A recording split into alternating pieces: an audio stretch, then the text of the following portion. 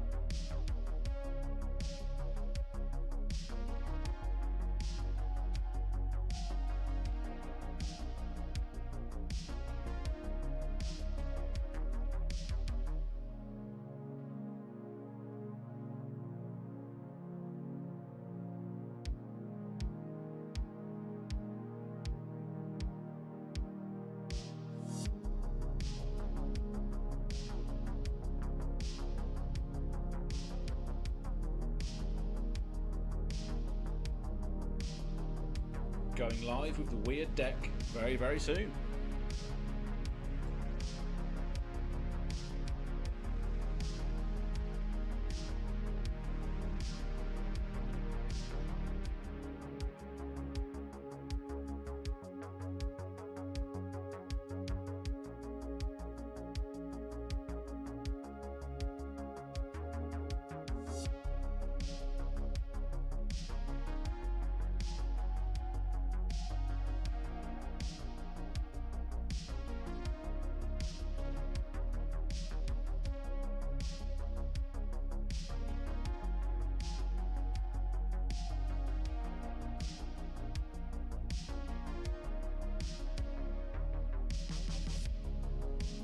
Alrighty then.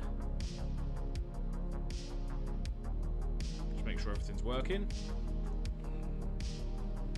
Cool. We are all good. Just gonna go grab a energy drink. Bear with me one sec.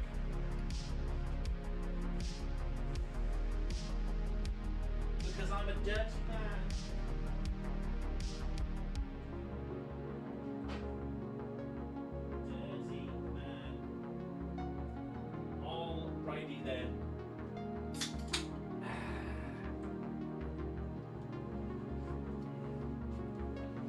Okay, so we're going to be doing this today.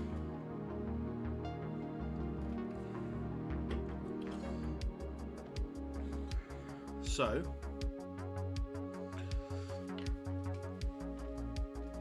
how long have we been streaming for? I probably will put a timestamp in here for people that might watch this back in the future. Where are we? 11 minutes. 11 minutes is when we're starting this. So this is a really, really bizarre list, and one that if you've watched me stream in the past, you will probably know what this sort of janky list is. It's basically how I used to play Azalea before everything came out in Outsiders. So I've obviously added a few things because of Outsiders, but it is very much a grindy defense reaction, fatigue almost like deck that likes to sort of trade valuable recursive cards of the opponent. Like Endless Arrow is one of the main attacks in this deck, and there's salvage shots in there as well. So yeah, it's just like a really strange deck. But let's have a look at the stats of it so far. I brought this back out again recently. Just have a look at the stats. No, results, sorry. So 9 matches, 67% win rate so far, and obviously I started playing it again about a week or so ago, like 5th of December, so about a week or so ago. 4 wins, 2 losses on the day I started playing again, and then I've got a loss here, a win there, and another win today. It's an auto loss against Dromai because it just doesn't go wide and can't really deal with multiple dragons, but that's just the way it is. Kano was a loss as well, and then we also lost to Phi because they sort of fatigued us through damage, but it was very, very close towards the end of that one particular game that we lost. I think that was this day here on the 7th last week. But yeah, this is a really strange list, really, really strange list. Love playing it, and it's just a nice one just to sit back and chill out with, because it is just blocking and then firing a few sort of mid-range value arrows, a couple of CNCs here and there. It's just a nice deck to chill out with, so I thought, why not just do a little stream tonight? The girlfriend's out, she's at a Christmas party today, so I'm just here on my own, so why not just do a little stream, see if anybody turns up. Probably not, I don't do this often anymore, but I was bored, so why not just put out some content, maybe chat to people who are here if they turn up, but I'm not expecting anything. But we act as if there's people there, right? That's what we do. But yeah, we're just gonna crack on and play some games. We're 1 minute past 8 now, so we are gonna crack on and play some games. Volume is low for my voice. Maybe I'll just turn the down the background music, perhaps. Turn myself up a little bit as well. There we go. That should be better, I'm hoping. Nice to catch it now, rather than anywhere else. But that should be fine now. Hopefully, we'll see. We'll find out. We will find out. Thanks, Andrew, for pointing that out. It's been a while since I've done this setup, but I like to have background music in my ears and on the stream as well, just to sort of fill out some of the air every now and again. But yeah, we're gonna play this. I can drop the link in the chat if people are interested in this deck.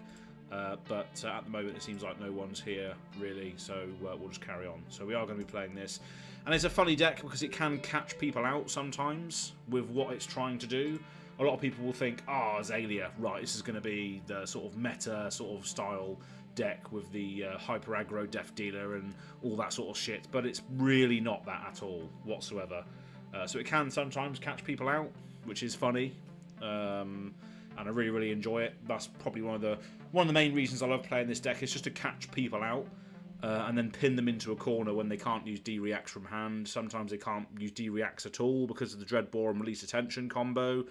There's a lot of cool things that are enabled through Dreadbore, which aren't really necessarily enabled through Death Dealer. But it is clunky, it is janky, it's not really a competitive deck, it's just a chill out deck and maybe catch some people out.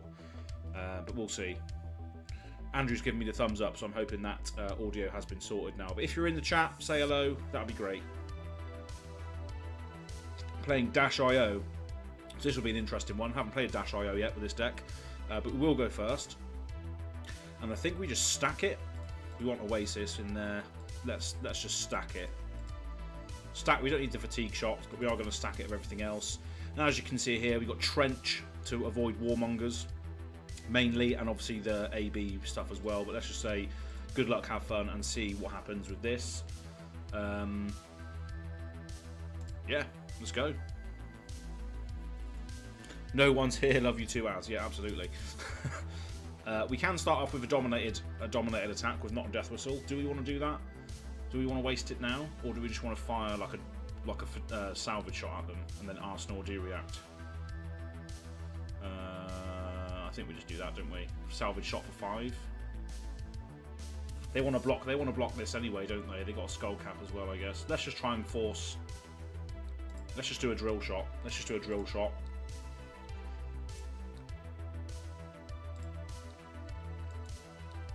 We can put the aim counter on it. Why not? So 4 dominate aim counter. So it gets +1 if defended by equipment, which is obviously quite good there because they decided to try and defend with it. There we go. So we're baiting out the Teklo Heart straight away, which is nice. Then we can add a D-React to our arsenal.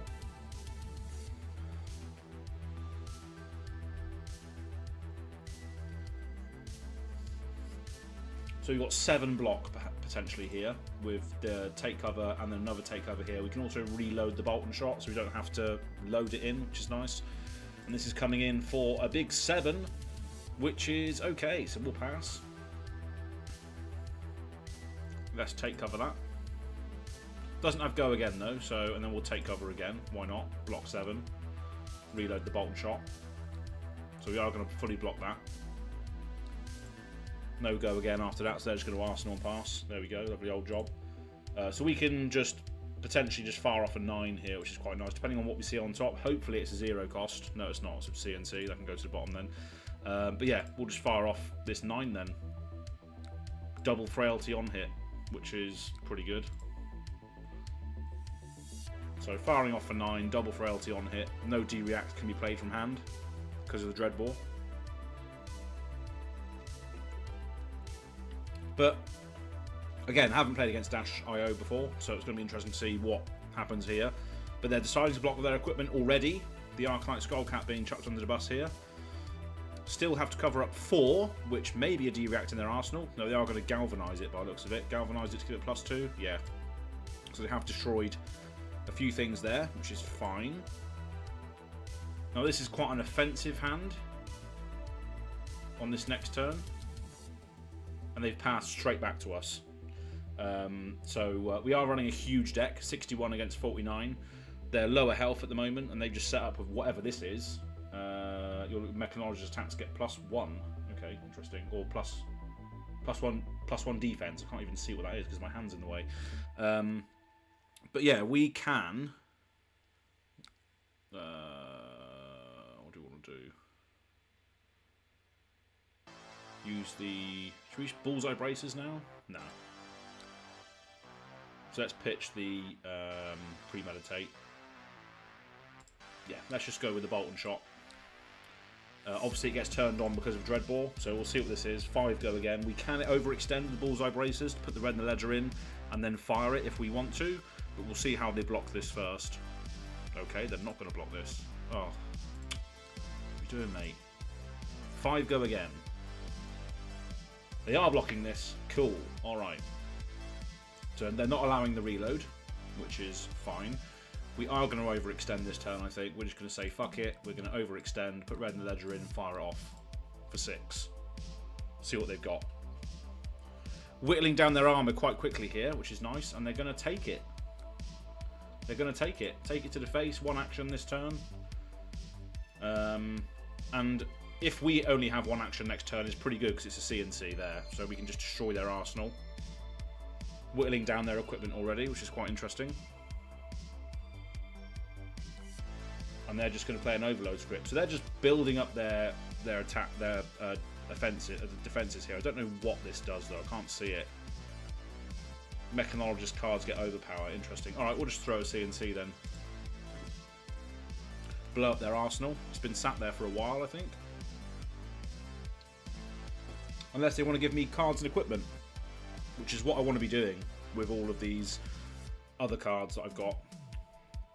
Blocking for 6, for 7, because they get what? They get this item.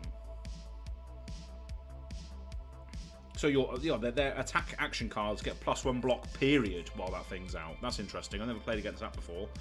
Let's arsenal the Seek and Destroy, and again we got a massive offensive turn here. This is a 2 attack with overpower. We can only block 1 card.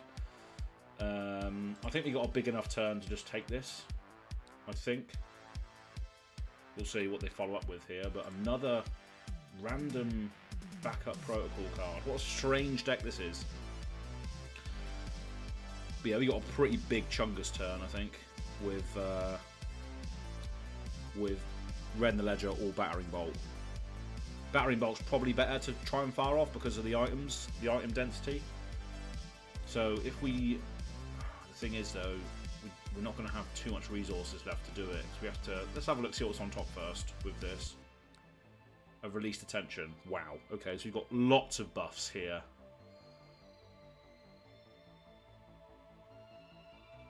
That can go to the bottom because we don't need that. So let's just play a Seek and Destroy.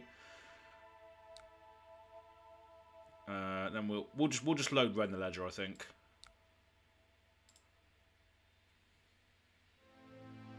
So we can get an extra +3 damage on it then. Well. And they can't play any D-reacts from Arsenal now either, which is nice. So this is coming in for 12? Yeah. Which is quite a lot of damage. No D-reacts can be played whatsoever because of the combo between Released Attention and Dreadbore, which is nice. And if this hits, they're going to have to destroy their hand and Arsenal at the end of the next turn, which is nice for us.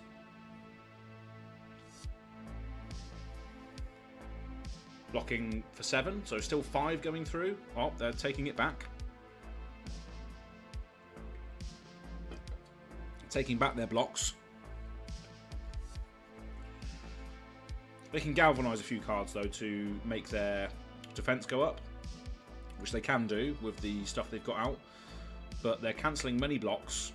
Don't think they quite know what to do against this. So 9, no, 12, yeah, okay. Alright then. Wow, okay, interesting hand we have here. Oasis Respite, 2 battering bolts. Okay then. So they're just playing out items. I don't understand what they're trying to do here. They're passing turn.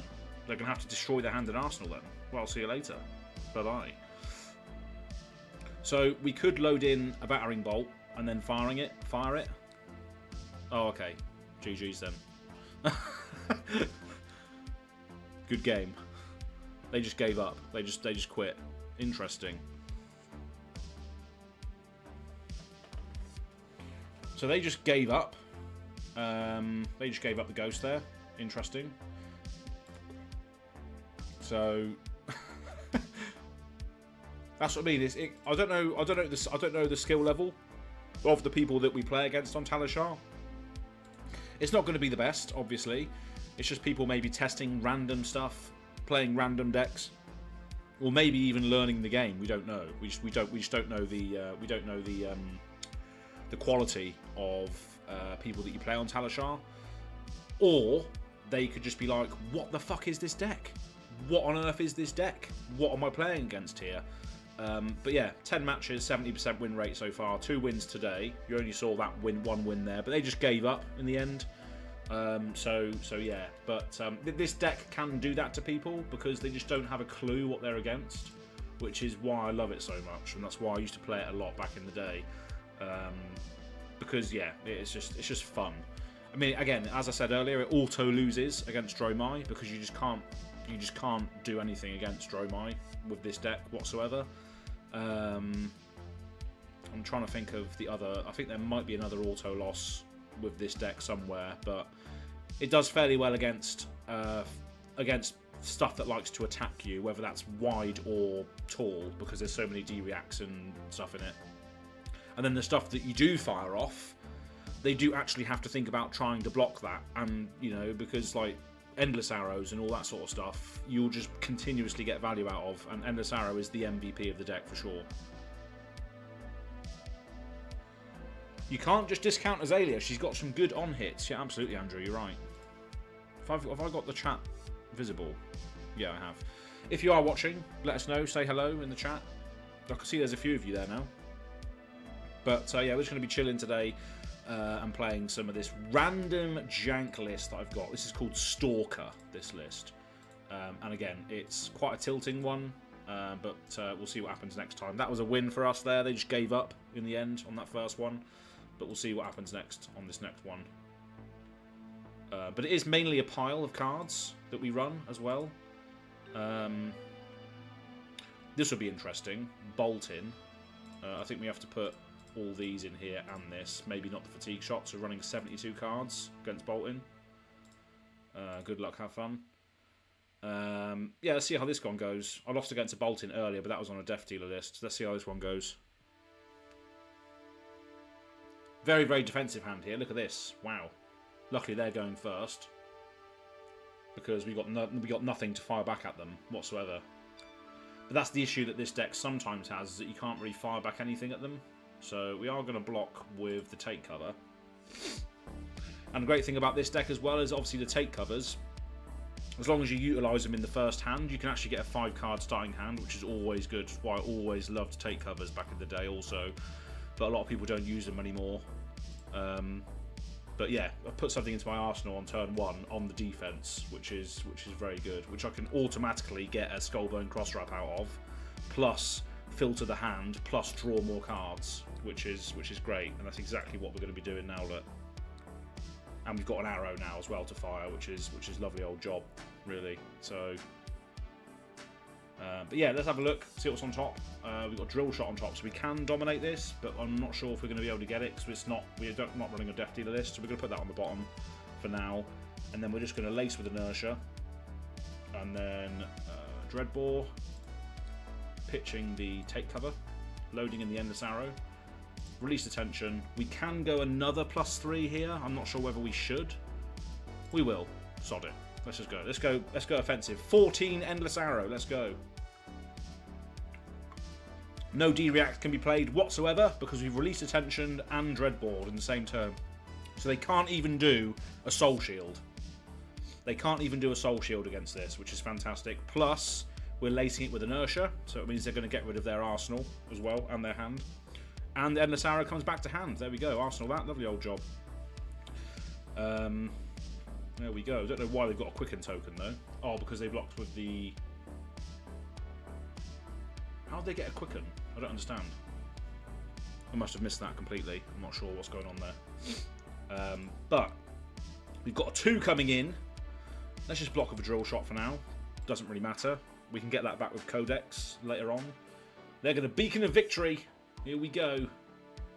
What does this do? If you've charged this turn, search your deck for something. Alright. Do you want to de-rat this as well? If it hits, draw a card? Yeah, why not? Let's just de-react against that as well. So they can't draw. That can go to the bottom for now. So we stopped them from drawing a card, at least. And now they get a Lumina. Okay. Alright, here we go. Double Lumina. Double Lumina. Here we go, baby. Double Luminaring already. Very, very interesting. Alright. We'll fully block one.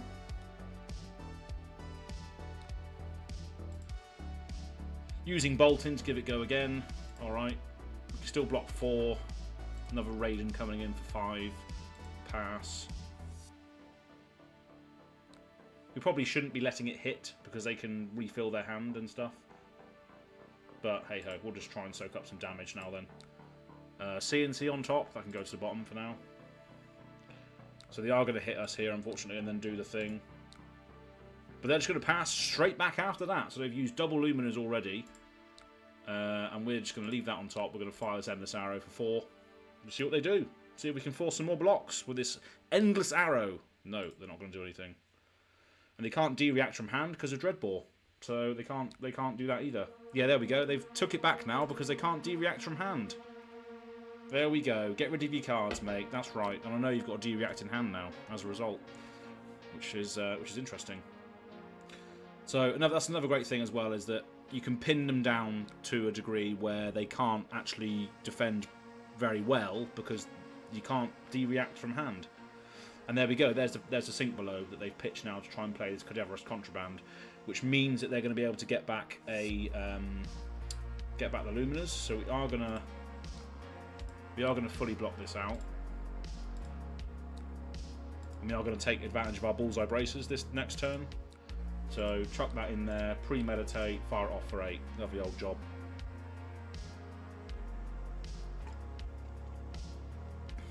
And this is great because it refills our arsenal regardless, and we can choose what happens because of the Endless Arrow and Ponder. And that's not if they block it, but this could be a Soul Shield. There it is. Yeah. So they fully blocked it, but taking away a lot of their cards to be able to do that.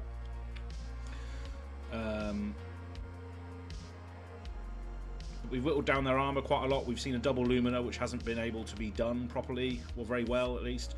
And now we can just Dreadbore, follow Bolt and Shot.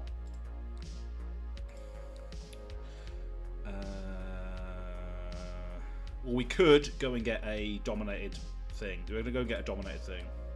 Let's go and get a dominated Red in the Ledger. And then play no de-reacts from your arsenal or your hand, coming in for 8 dominate. No de-reacts can be played from arsenal or hand because of Dreadbore and Release Attention. Can't play a de-react from arsenal, mate, unfortunately. There we go. 1 action on his turn. It's going to be an Engulfing Light for 3. What are we going to be doing next turn? I think we just take this. We take it for now. We're winning on cards and life at the moment, so let's just... Okay, whatever. Just raw damage, isn't it? So we can pitch the Dreadbore. We'll pitch the Salvage Shot in, I think. No, we'll pitch the Knock. Bolt and Shot goes in, and it's got go again because of Dreadbore, so we can fire that for 4 first. We blocked with Battering Bolt, no, but at least we can get a Red in the Ledger back out of our arsenal with the Codex. They can't play any de-reacts from their hand, which is always good. Blocking for 4, fine. Follow it up with the Codex then. Lovely old job. Let's get back the... Should we get back the red? I think we do, didn't we? Yeah. Discard the Salvage Shot. Fire the red up them for 5. Probably should have opted first, but hey ho, never mind. Losing a bit of value there because I'm rushing. Even though I said this is a chill deck. But it's nice to see they've wasted their Luminas already. They're blocking a lot of my cards. I'm still on 52 cards. They're on 38. I'm on higher life, and they're blocking quite aggressively here on this. And we just get to sleep dart on our arsenal and pass. And we've got a little sink below here, which is nice, and a load of buffs on our next turn to fire a sleep dart at them. But do we care about this? Take flight? Probably not, because our life is still higher. We probably don't care about 2 damage, so we're just going to say, yeah, whatever to that. And that's it. Cool. That's pretty much it then. Let's red and a ledger on top, baby. Let's go. Let's stack it up high and fire it for 14 dominate. Look at this. Isn't this fantastic? What a deck. What a deck. Now they have to destroy their hand and arsenal. Our next turn is very defensive. Just got a salvage shot here.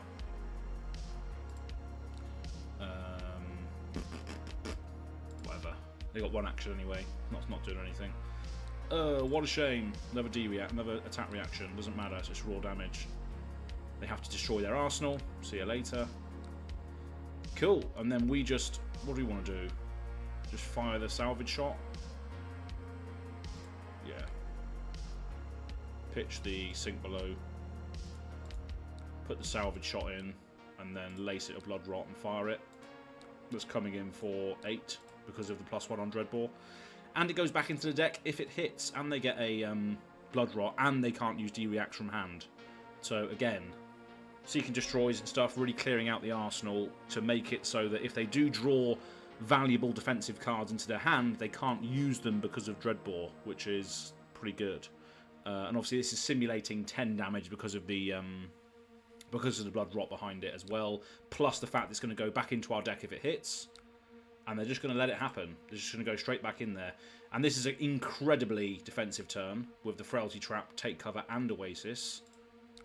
But we can just block with Take Cover and then reload the Battering Bolt and then fire that back at them with the 2 cards we have left. It's not optimal because it's all red hand, but we'll see what they want to do with this. If this hits, they draw a card, so we are going to de-react this away. And then we can still de-react it away with the Frailty Trap as well. So we are going to take cover. We are going to block 4. Let's see if they pump this up somehow. Okay, +3. Frailty Trap then. There we go. See you later. Nothing you can do, mate.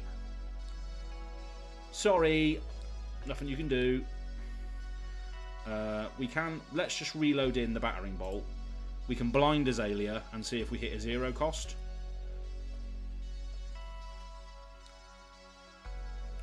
We can opt first as well, though, which is always good. And then Raiden's coming in for 3, which is fine, whatever. So let's see what we've got on top. This could be a bit of a... yeah, put that to the bottom. Then we'll just activate Azalea, see what we get. Remorseless. Cool. Let's just fire that at them. 5 dominate. And of course, every action they play next turn costs them a life as a result. So there we are.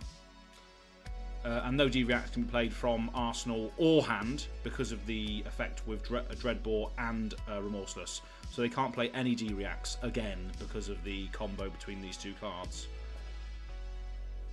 And if it hits, every action costs them a life next turn, which is always good. So they're going to take 2, go to 4, and then every action costs them a life next turn. But they do have 1 Lumina still. They still do have 1 Lumina in the deck, so that could sort of equalise it a little bit. A little bit scary, but we'll see what happens. We'll see what happens. So they are going to lose a life from Bolt of Courage. If it hits, they're going to draw a card. Do we care about that?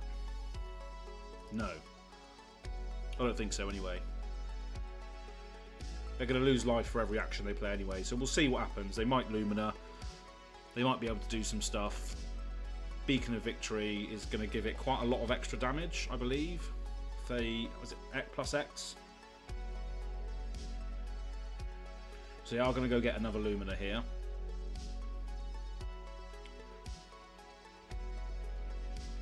Or are they banishing...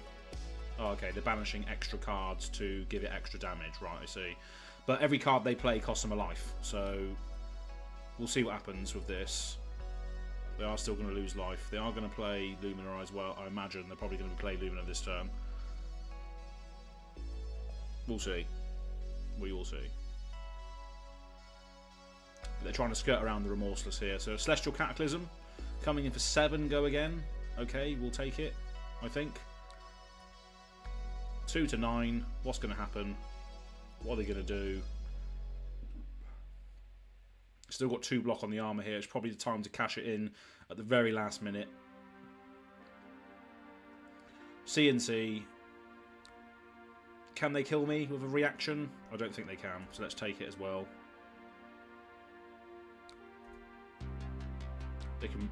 Okay, nice. There we are then. So they're not going to be able to de-react from hand, so I think this might be game, perhaps.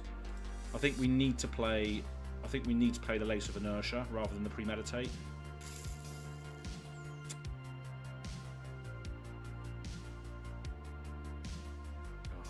It's a bit of a shame because we need a... Okay, well that's fine. I guess we have to do that. It's a shame we have a red heavy hand. It's a bit of a shame here. But we are going to lace it with Blood Rot because obviously that's well, they're dead anyway if they take it, right? So coming in for 8. No D-reacts can be played, so they have to block with 3 cards or Tunic and, well, yeah, I think still 3 cards. There's no D-reacts from hand, so there's no 4 blocks there. So they have to block with 3 cards and Tunic to survive. Yeah, there we go. There's 3 cards. So the thing is now is I might not draw an attack. Okay, all right. So 4. So we can just do...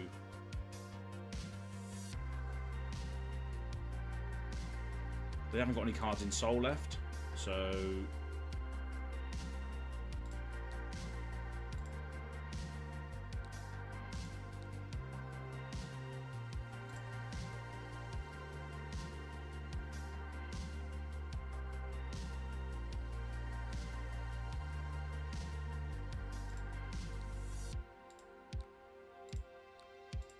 So coming in for 8 because of Dreadbore.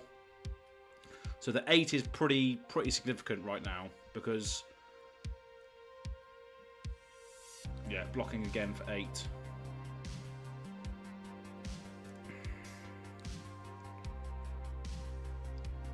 I think we just now CNC, try and blow up their arsenal.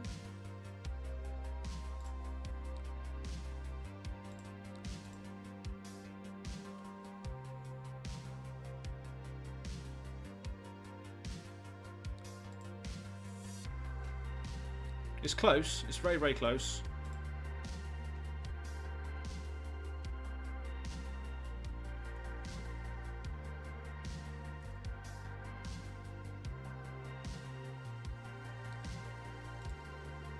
Frailty trap. So block that out, give them a frailty. See what they've got. Have they got anything? Have they got any gotchas? We can still sink below as well, which is nice. And then we can... There we are then. Fully blocked. Cool. So, now we can use Dreadbore to put the battering bolt in and then fire it with the Codex. I think that's probably the best thing to do.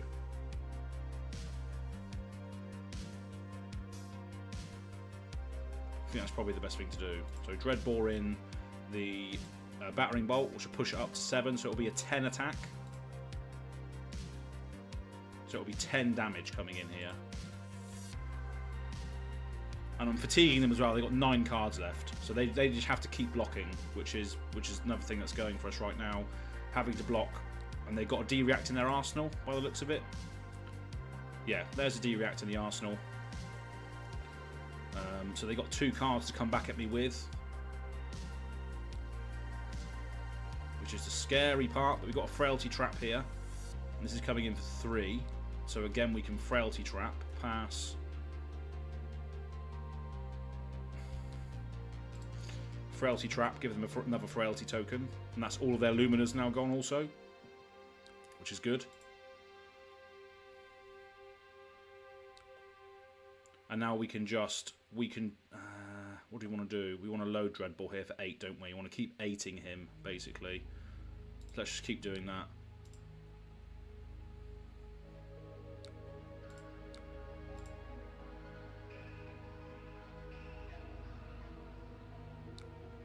So we're coming in for 8 again with the drill shot, which is still 3 cards and tunic, basically. It's still... Yeah, so he's still dead, so he has to block with another card. Or a D-React from Arsenal. There it is, there's a D-React from Arsenal.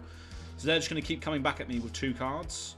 I think I've still got enough cards to potentially ward them off here, but if I draw into absolute trash, we'll see what happens. We've got defensive options, we've got CNC, which is always good. I think we just need to block. There's no gotchas though, is there? I don't think with this. So I think we just try and block effectively here.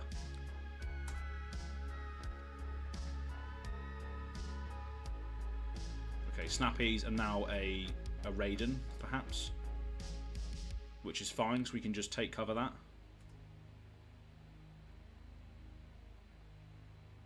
Yeah, we can just take cover that.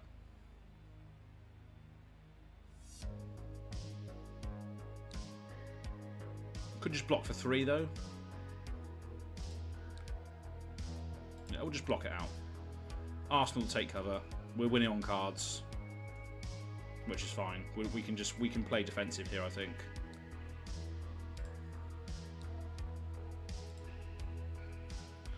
Yeah, I think we are better off doing that. I don't know actually. That could have been an error, but they've got 5 cards left in their deck. That's all they've got left. We still have 1 block on the trench as well. We've got to take cover in our arsenal. So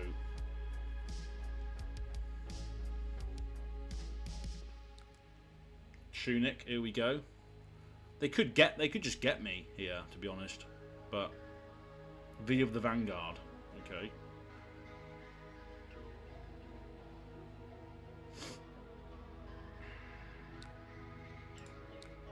So coming in for 4. Let's just block with. Let's block with our attacks first, I guess. So blocking for 5. They're giving it go again with bolting.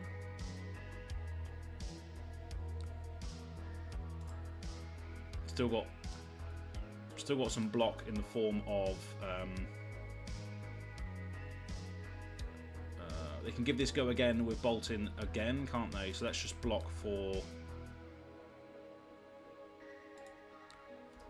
4. Giving it go again with bolting.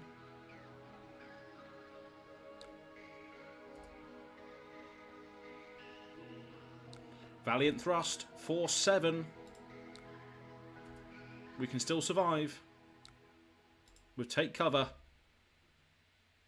We block and we take 1. So we go to 2.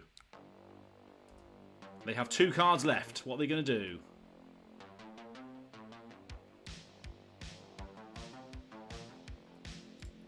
Let's just block.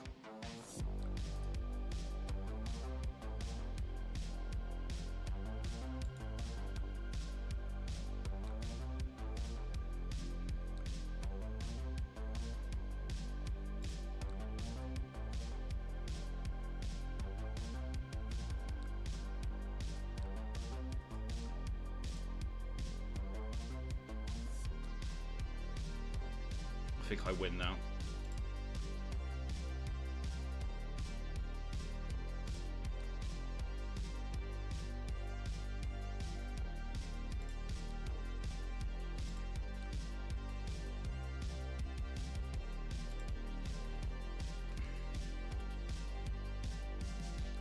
GG's, there it is.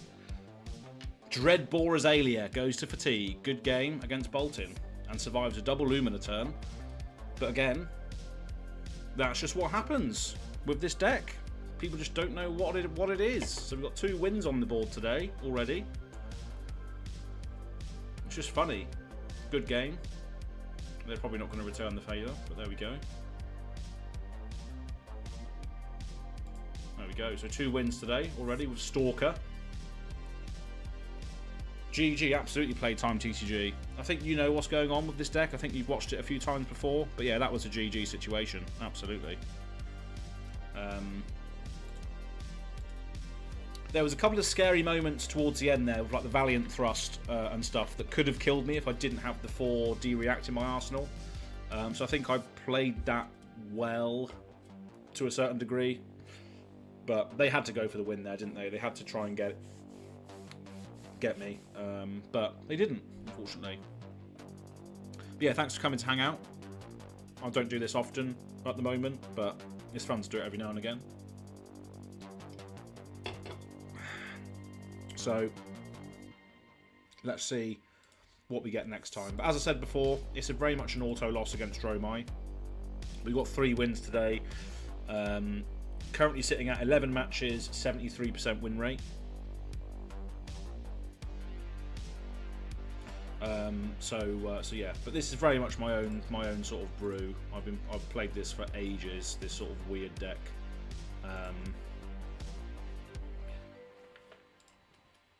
But yeah, we'll see what happens. But yeah, as I said, auto loss against Dromai most of the time. Kano's killed me before. But yeah, it's a strange deck. It's a very, very strange deck.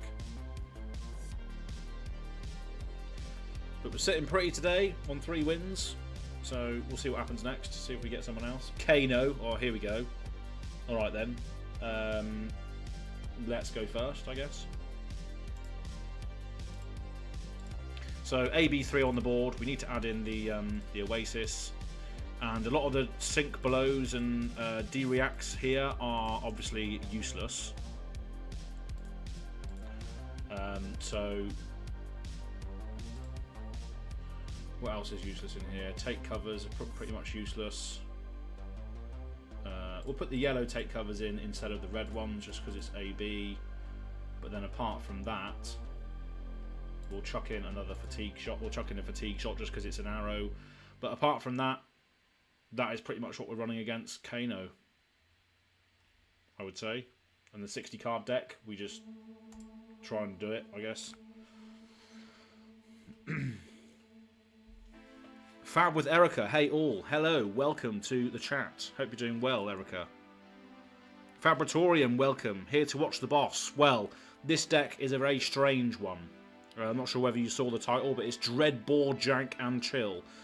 This is a really strange list. I better actually play because my opponent might get pissed off. But yeah, let's just do Dreadbore. Let's get in the drill shot. But as you can see, it's a very very strange deck. I'm not sure whether you saw the sort of interlude there where I was messing around with it, but it's a very bizarre deck list. Has a couple of auto losses. But with heavy hitters coming up, I reckon it could be quite good into a lot of the physical decks, as I've demonstrated already today. But what are we going to do here? We're just going to fire this off at Kano for 10. Well, it will be 11, won't it, because of the Dreadbore effect. So let's just fucking go. Let's just go for it. But yeah, thanks everybody who's tuned in. I don't do this much often anymore. But maybe we do going forward. We'll see. But so the good thing here is that obviously on turn 1 they can't D-react any stuff away because Dreadbore's effect will not allow them to play D-react from hand. So if they do have effective blocks in their first turn, they are not doing anything with them, that's for sure. But they are going to be Kanoing themselves senseless. And I'm pretty sure I've played this person before, but Kano's a hot topic right now, no pun intended, because it's just not really a game, is it? It's not really a game. You're just like, oh, okay, am I dead now? But maybe that's just a lack of understanding. I'm going to Arcane Barrier one of that, and see what they've got here. But we're just going to fire this away for a lot of damage. 11 on turn 1. There we go. They're going to get a Blood Rot. I'm going to put a -1 counter on nothing. I'm going to put it on the hat, I guess. They've got a Blood Rot now as well. They're going down to 19 life. And then obviously we do get the premeditate, so we're going to Arsenal this as well. So that's an interesting decision from the Kano, but can they kill me on turn 1? We will see. Kano is hot did. Kano is hot did. I like it. I like that statement. Very much so. Kano is hot did. Hot diggity dog, maybe? Hot LDD. What does that mean, Erica? LDD. What does that mean? Hot LDD. Or am I reading that wrong? Or is that IDD? I don't know. But thanks for joining me nonetheless. I hope you're doing well. Didn't really get to see you at Worlds because I was just pissed up and just doing random stuff. But they're going to be crucibling, so their arcane damage is going to get +1. Lesson in Lava. We do have a hand stack full of reds here, which is a bit of a shame. So they are going to be able to go get the thing regardless of whether I AB it or not. So whatever, we'll just say no blocks on the AB.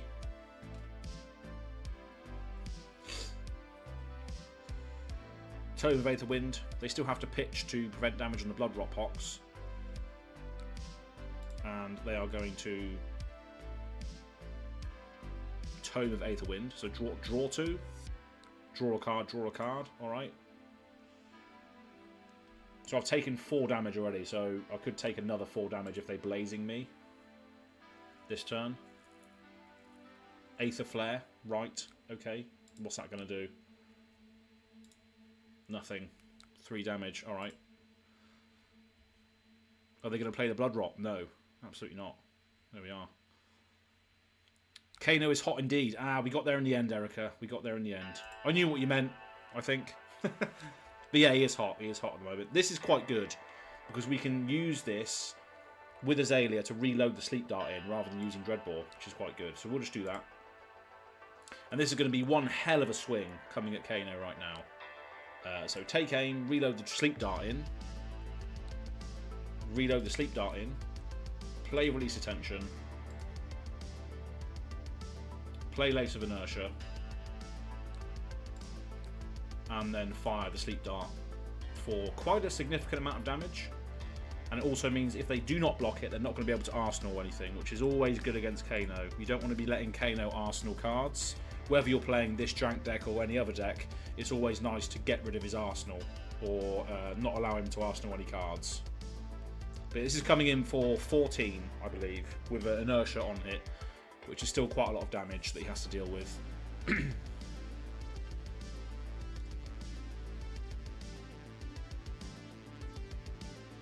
But I figure that if Kano finds the thing, he finds the thing, right? 30 damage, come at me, what are you going to do? And this is probably a Kano's paradise right now. They see me sat at 30 life, I'm coming in for non-lethal. Can they combo kill me? And that's the reason why Kano is just hot. A hot topic, because it's not really the back and forth flesh and blood as intended. And this is probably going to kill me now, to be honest. They're going to be able to go and get any spell they want. I've already taken 3 damage. So 3 damage I've taken this turn. Let's try and count this up. 3 damage I've taken already. What are they going to do with this? I've taken 3 damage so far from the Lesson in Lava, which means they can go and get any spell they want. What is that going to be? Sonic Boom. Okay, so they're just going to cascade into more things. So we've got 14 coming in. They're going to take a lot of damage. Alright. And we do have an Oasis in this turn, at least, which is pretty good. Pretty good timing, right? Sonic Boom for 0. Oh, no. We want to go back. Whoops. Oh, okay. Maybe not then. I don't know what happened there. Or maybe I didn't respond to the stack in the right amount of time. But yeah, we'll just Oasis. Target Sonic Boom. Pitching the Bolt and Shot. So 0. Took 0 damage from Sonic Boom. Lovely old job. There we go. So let's just Dreadbore, pitch, take cover. And then come in with the Salvage Shot. 4, 5.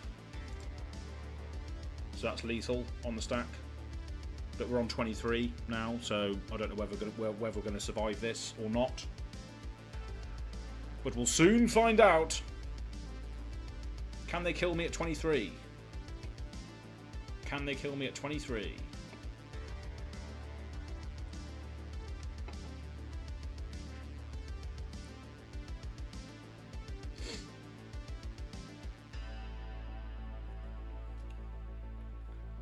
So 5 salvage stock coming in here.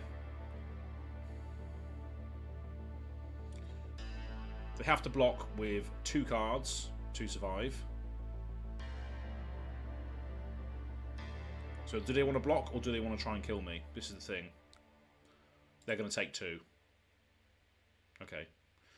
Salvage shot is going to go back into my deck, which is nice. And they're going to Crucible. They're going to do something. They're going to Aether Spindle me. So what do I want to do here? I don't think we care about the damage on this turn, do we? They are going to be able to stack their deck and then try and find that damage, which is the issue. But it's Kano, who cares?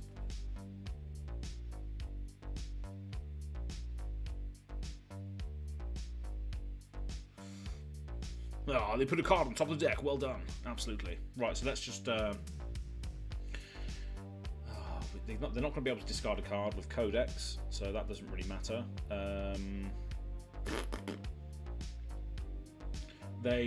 I could give all my arrows go again, and then put the Endless Arrow in with Dreadbore, and then try and continuously fire that, perhaps. So if we crack this, give all of our arrows go again, then we load in Endless Arrow with Take Cover, we'll be able to fire that with go again, and then load it with Bullseye Bracers as well. I think that's probably the best thing to do. I think we just cash this in now, don't we? Yeah. Sod it. Sod it! We're going to go for it. All arrows get go again this turn. He's probably going to try and kill me this turn, though, let's be honest, isn't he? So, let's just get this in there. So this is going to have go again, because it's played face up. Face up arrows get go again. So this is going to come in for 5 go again, which is lethal. I think we just keep cards in hand here because for the Arcane Barrier.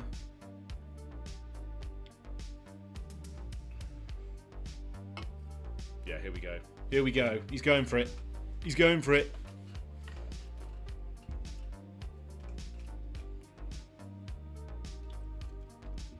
I might just be dead, to be honest. I've got 1 floating. I could potentially stop 2 Arcane here with Blood Rot. With the Blood Rot in hand still. But he's going to have to find it. He's going to have to find it. He's going to have to find the 18 damage needed to kill me. So he's got a Singe banished. Or 2 Singes banished. Is that right? 2 Singes? Or I can't see the other one. But he's going to have to kill me now. He's going to have to kill me. I probably I don't know. Maybe I should have just put the Lace of Blood Rot behind it. Who knows? Ragamuffin's hat. Here we go. Ragamuffin's hat.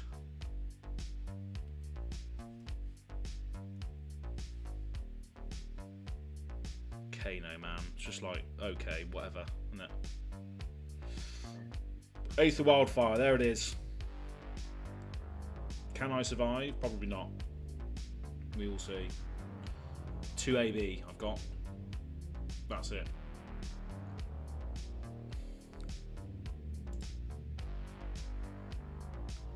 Oh, there we go. I win. GG's. Good game. Good game, good game. He couldn't find what he was looking for by the looks of it. So there we go. 4 wins today on this jank-ass deck.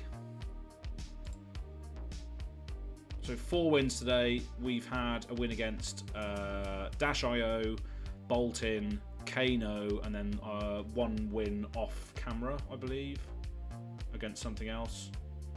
But yeah, that's 4 wins for today with this weird janky-ass deck. And yeah, for everyone that's still watching, I'll show you what the list is. It's very strange, as I mentioned before. It's not really a meta deck or anything whatsoever. It's a list that I basically played with a year or so ago, a year and a half ago. And obviously it's had upgrades with Outsiders, which is obviously what pushed Ranger over the edge this year. But yeah, it was very much a list I was playing a lot with back in the day, before Outsiders. Just because I loved Dreadbore, I loved controlling the game. I loved like using D-reacts in this sort of list and just baiting out the opponent, and also sometimes catching them off guard. as well, because they don't expect this kind of deck from an Azalea build as well. As working on his world deck for next year, absolutely. And again, I think this deck is quite good, to be honest. I think it is pretty good. It's a very interesting deck, and again, it's more sort of a mind game and catching people out, especially at the moment as well, when everyone is expecting Azalea to turn up as this pure aggro deck, very sort of red and yellow heavy, just going in and in and in and in. But obviously we're going to see a lot of Guardians as a result of heavy hitters coming out, so I think this sort of deck that likes to block physical attacks and likes to sort of play in that sort of control mid-range, firing these valuable recursive arrows with on-hits that take away your arsenal and give you other on-hits and other plays and stuff, which also devalue what you're doing and all this. I think it could be quite good. But we've seen tonight 4 wins already. And again, you don't really know what sort of level of player you're running into on Talishar, but it's just a nice little testing tool and experimenting tool anyway. But yeah, the Go Again Gaming as Stalker list going 4-0 tonight. Well, 3-0 because of what you've seen today as the audience. But these are the results so far. I'll show you the results. So currently 12 matches and a 75% win rate with 4 wins coming today, as you can see there. As I've mentioned before, Dromai, we've had 1 game into them, but that matchup is basically an auto loss. Because obviously they have dragons out, and if the thing is about D-reacts and cards that block effectively are useless against allies that can just continue attacking. That's the shit thing about allies. That's something I really hate about allies, and you might have heard this in the Living Legends podcast episode recently, but I just don't think allies are very good for the game, to be honest. It's supposed to be like a card for card trading back and forth, but you're not trading cards if they're attacking you with things that are on the table. If you're running like these effective blocks and D-reacts and stuff, and you're using them against allies or using them against things that are on the board, they're just dead. And I appreciate that adds a different dimension to the game, but I think Dromai took it a bit too far with the allies and the mechanics and the stuff that she can just spew out. Is too much in my opinion, but we'll see where it goes. But Dromai is definitely an auto loss for this deck. The Fi that we lost against, did we play Fi earlier? No, we played Dash.io, Kano and Boltin today on the stream, and then we won against the Fi before we started the stream. So yeah, we won against the Fi. The other Fi we lost against, I think it was last week, just fatigued us through damage. It was very, very close, but they do a lot of damage, and we leak a lot of damage in that game as well. We can't block everything in that matchup, unfortunately. And then Kano just got me as well. So that we've lost against Dromai, Fi, and Kano. Out of 12 matches, we've won 9 of them out of 12. So, yeah, playtime TCG, you're absolutely right. Not a fan of allies, make it not feel like a fighting game. Absolutely. The moment Flesh and Blood starts having everybody can have allies, everybody can summon these units and everything, that's when it's going to lose a lot of people, I think. Allies are very, very hard to balance when it's a card for card back and forth numbers game, right? And I appreciate the design space, but I just don't think it has a place in this game. I really don't. But there we go, that's just my opinion. Nobody cares anyway. However, we're going to play a few more today. I've got nothing else to do, so thanks for everybody who's tuned in. Hope you're enjoying yourselves. I'm quite excited because obviously in a couple of months' time I'm going to be going to the USA again, which is going to be fun. Going to be going to the Calling in Hartford, SCG Con, Star City Games. And that's going to be fun because obviously there's loads of stuff going on there. There's obviously Flesh and Blood, Calling, Sealed, Heavy Hitters stuff.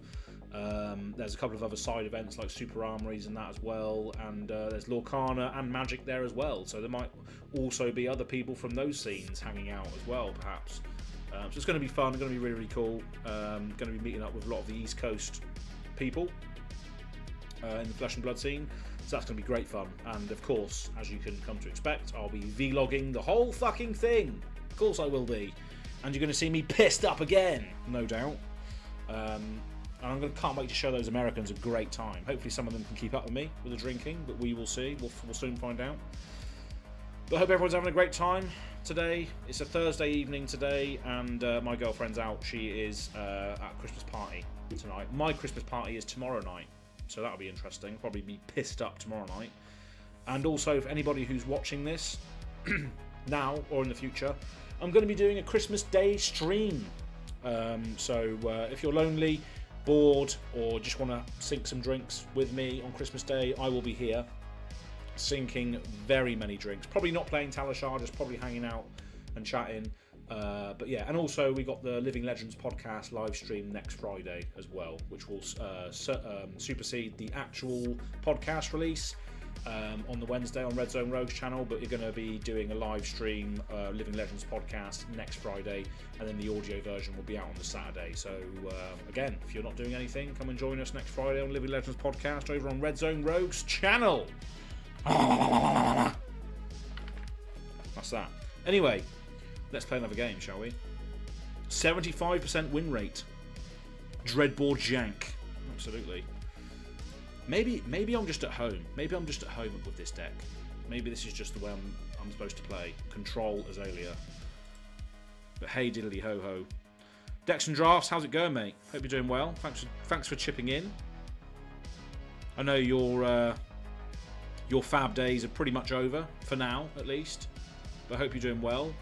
Great event. The coaxing was really, really good fun. I'm glad I could share that moment with you as an absolute swan song to what your Flesh and Blood time has been all about. Just having fun, bringing people together and all this. I'm just having drinks as well. So cheers, Joey. Thanks for that, mate. It was a good memory to make. And I hope you're doing well in your new job. But yeah, you'll love this because we're playing some absolute Dreadbore Jank, Azalea control, and we're 4-0 tonight on this random ass deck. But yeah, yeah, you're still playing on Talishar, yeah, absolutely, yeah, why not? Enjoy the game, just not all the material stuff behind it, absolutely, yeah, why not? Talishar exists for that purpose, just playing random games and having fun, right? It was a great time, yeah, absolutely. Cheers. I would try and cheers you, but I'm drinking a soft drink or an energy drink. It's not the same, but yeah, I'm going to be drinking tomorrow night because my Christmas party is tomorrow night with my my corporate entity that I work for is doing their Christmas party tomorrow night. So it's going to be pretty messy. Riptide is probably the deck that this is trying to be honest. This is probably what the Riptide deck should be, or something similar along those lines. But I just love Azalea. I love the fact that she can dominate, and I love the look of her, obviously, clearly. Marvelous Morg, welcome to the chat. Do you activate Azalea with a Dreadbore build? Yes, I do. So if you've just joined this stream will be available to play back as well. So you can go back and watch it. But we're 3-0 at the moment with this random ass Jank deck. And again, what I say, I'm putting out all these results and stuff into the aether, but it's just people on Talishar that are playing decks, probably not competitively, right? This is a random deck. It's just one of my all-time favourite random Azalea builds that I was playing with about a year or so ago. But yeah, you do activate Azalea with Dreadbore, absolutely. Yeah, there's a lot of times where you reload cards with this deck. You flip them up with the cross wrap as a result of the ability there, and then you can activate Azalea, get a dominated arrow in. But it's mainly defending and mainly just firing off these mid-range recursive arrows that you just get a lot of value out of over the course of the game. But yeah, Dreadbore does make Riptide very sad, Joey, that's right. And in this deck as well, I do have Released Attentions and Remorselesses as well, which combo very well, as you know, with Dreadbore. So obviously Dreadbore and Remorseless and Released Attention, any of those sort of combinations mean you can't play D-Reacts whatsoever, which is also very good for getting through that damage on this deck. But yeah, I don't know how much longer I'm going to be on for either. Probably a few more games, we'll see. But yeah, speaking of which, let's do another one now. Hopefully we can continue our streak, but we are going to lose eventually. Especially if we draw into a Dromai, we are just dead. We are just absolutely dead. But we'll see what happens. Dreadbore makes him rip Tide. Absolutely. RIP Tide. Dreadbore does just kill Riptide. I think my how many games I've played against Riptide? 12 matches. How many? One Riptide win so far.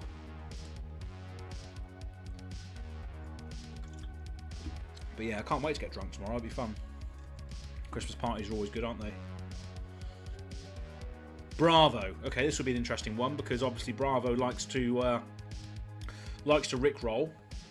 So we are going to go first, I think. Do you want to go first, or do you want to go second? What do you want to do?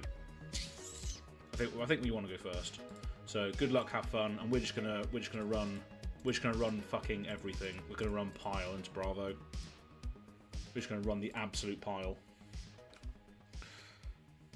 So yeah, we're going first, and we're just gonna Dreadbore. Get rid of the frailty trap, load in the fatigue shot, and then just fire the fatigue shot at him for 6. That's it. No D-reacts from hand. So again, if he's got valuable D-reacts in his first turn, he cannot use them because of Dreadbore. So that's another good thing as well. Blocking for 9. Okay, interesting. Just wanting to filter his hands a little bit, I imagine there. But we are going to put this in our arsenal, the Fate Foreseen. And we have some absolute defense here as well. Look, we can block 8 plus. We can block a dominated Bravo attack here, which is always good. So we can block from arsenal, from hand, and instant to soak up lots of damage. I doubt that we're going to have to do all of that, and we can just send a CNC back on our turn. But we'll see. Titan's Fist. For 4, we can just D-react this away. And they've seen that we are running an absolute pile of cards now here as well. So this is a match I haven't played against yet with this deck, so it'll be interesting to see what we can do. But we are just going to Fate Foreseen this away, I think. Or maybe, yeah, we're just going to Fate Foreseen it away. See what's on top. Remorseless, okay, interesting. So that can... The problem is with Dreadbore decks is that obviously you can't access that top card unless you put something into your arsenal and then activate Azalea through the bow. That's the only thing. So we are going to put that to the bottom for now.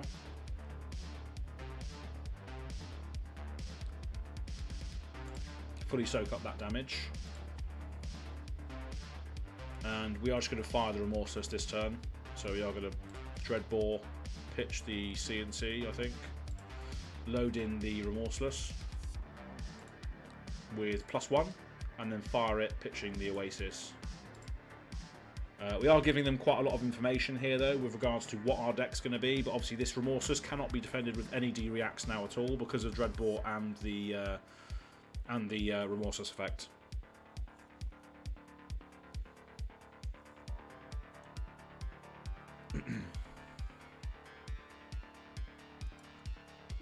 So blocking with Crown.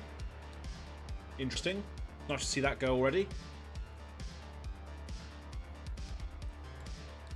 And then we can arsenal our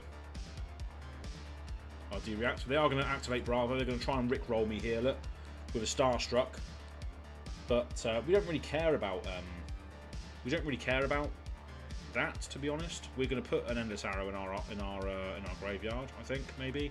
Now let's put a Bolt and Shot in our graveyard, the red one. Then let's Perch Grapplers and then D-react from our arsenal with the Sink below. We're going to sink the Bolt and Shot, drawing another one. Okay then. There we go. So there's one power card gone out the window. And then we're just going to... Should we just fire the Endless Arrow? The Crown is already gone. The Perch is now gone as well. We could use the Codex to fuel the Bolt and Shot and then see if they block, and then Endless Arrow maybe for the overextension. We'll do that. We'll use Codex to fuel this turn. So this is going to come in for 4 go again, no D-reacts from hand. But depending on what they do here, we can also bullseye the Endless Arrow in and fire that off for 5 as well. So we'll see what happens. We'll see how much value we can get out of this. No blocks. Sink below. Or Fate Foreseen. Fine. That's fine. We are just going to go. We're going to go with it. Let's go. 5 Endless Arrow. Does replace our arsenal if it hits, obviously. And they are blocking with the steel braid, whittling down their things, which is always nice. But this is not a good hand to see here. Buffs and a CNC. Warmongers. Brilliant. We'll choose war. Okay. What a lovely old job. CNC, mate. CNC. I choose war. What are you going to choose? CNC. What a great card to what a great hand to have on a Warmonger's turn. Blocking with a Crippling Crush, a Steel Braid, and a Crater Fist. Look at that, lovely old job. But the thing is now is that obviously they can dominate a Bravo attack, and we're not really going to be able to do anything about it unless we draw. Yeah, okay, here we go. And he can't activate Bravo because of Warmongers. Unlucky, mate. Unlucky. That's a shame, eh? So it's not coming in for Dominate, so we can just... we don't care about Red in the Ledger in this matchup, so we don't care about that. What have we got on our arsenal? Lace with. Alright, fine. Let's block that. Let's take cover of that as well. So we're going to take 1 damage from that. They do have a pummel available, though. It's not going to be a pummel, though. There we go. Cool. All right, then.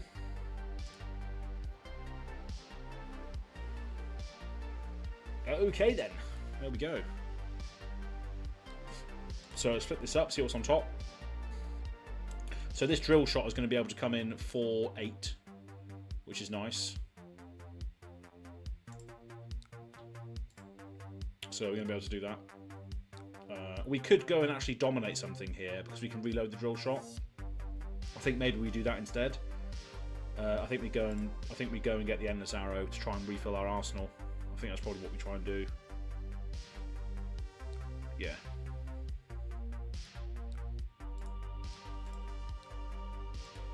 Let's try and get a dominate off here. So the endless arrow is going to be coming in for 7, and obviously if it hits, they have to put their arsenal on the bottom of their deck next turn, or their hand and their arsenal. But yeah, 7 dominate with the endless arrow. Let's see what they do. See what they do. 61 cards against 46. We're still maintaining a little bit of a life lead. We're whittling down a lot of their armor, which is obviously where a lot of their blocking potential comes from, especially with Dreadbore being in the list as well. It means that their D-reacts from hand are not very good. So it does clog up the Bravo quite a lot, hopefully, but haven't had too much experience into this matchup with this list. But when we used to face Bravos with no Outsiders cards, I felt like it was still pretty good.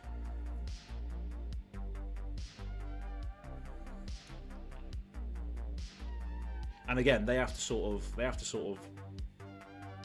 adapt to what our game plan ultimately is, which is just blocking and then firing these obviously very, very high valuable cards with the on hits. They're waiting for the other player to choose a card per block, so they're blocking with their Crater Fist, taking 6 unless they D-react from Arsenal. There it is, the blue unmovable, which is pretty good. It strips away a lot of their cards from their hand because obviously it costs a lot to play, but they're blocking for 7 fully. That's fine, fair enough. And we're going to draw up to 4. Now we've got Frailty Trap, interesting. Not sure if that's going to do enough, depending on what they have access to here, but we will see. We will soon find out what's going to happen. But all of their armour is gone, apart from the Civic Steps and the Tunic. So that's good, I guess. And they're coming in for 4 here, so I guess we're just going to Frailty Trap this, I think. That'll bring it down to a 3, won't it, because of the Frailty. So let's just do that. That'll bring it down to 3. Will that fully block it? No. Oh no, because it doesn't have go again. Okay, that's fair enough. Doesn't have go again, so I can't give them the Frailty, which is a bit of a shame. But again, here I think we just fire the Sleep Dart for 6, don't we? Or do we Codex them?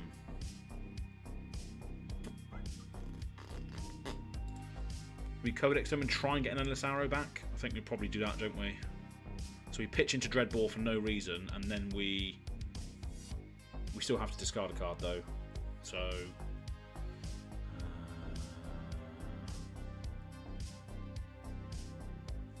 I think we have to try and get rid of our hand here, to be honest. I think we have to try and get rid of it to try and maybe draw some D-reacts on the defensive. So we're just going to try and get rid of our hand, basically. Yeah,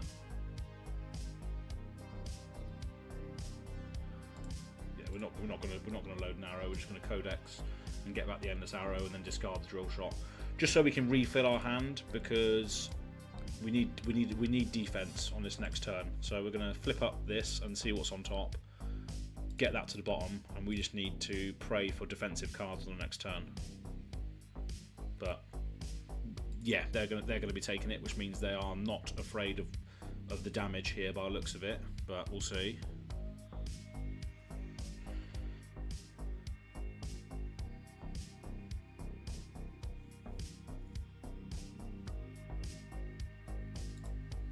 They want to enable chat.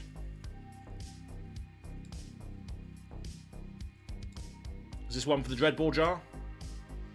Is this one for the Dreadbore jar? Okay. Choose a card to add to the arsenal. I will add in Take Aim, because it doesn't block very well.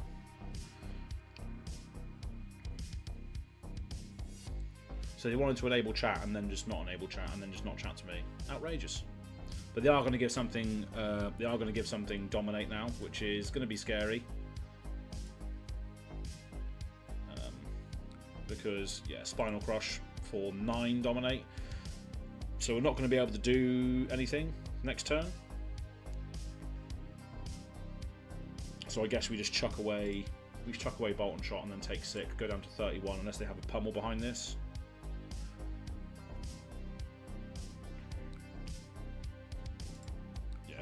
There we are. So we lose go again, which is a shame. Nothing we can really do, but we will just activate Azalea and see what we can get. It is a defensive card. There we go. That's good. That's all right. I think, anyway. I don't know. But it's back on them now. This is a dangerous spot to be in because they can just keep dominating things and trying to push through the crushes. But we're still on equal life. I've got more cards in deck. Their equipment's all gone, so I guess it's just a sense of they had a very, very red hand there. So this could be the chance where we come back into it, perhaps. So let's just pass on this.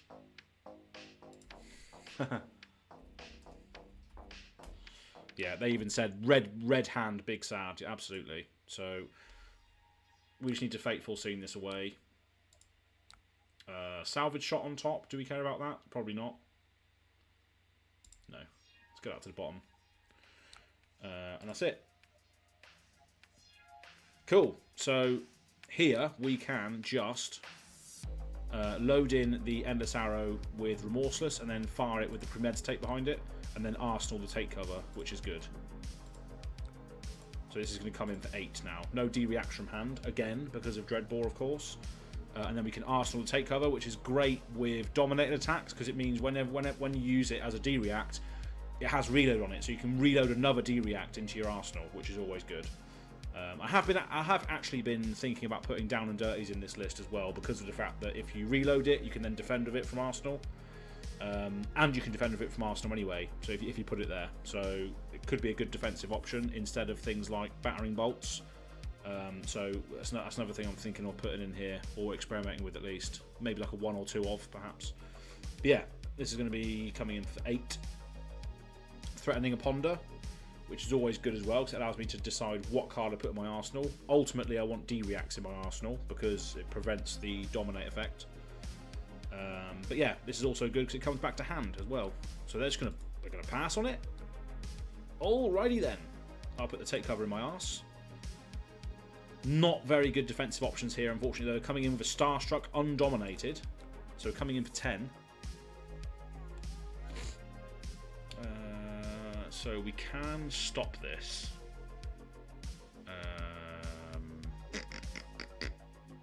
So we need to block 7 of it. So we can block 3, 4, 5, 6, 7. And we can load the endless arrow in and fire it again. Is that worth it though? We're not going to be able to do anything else anyway, right?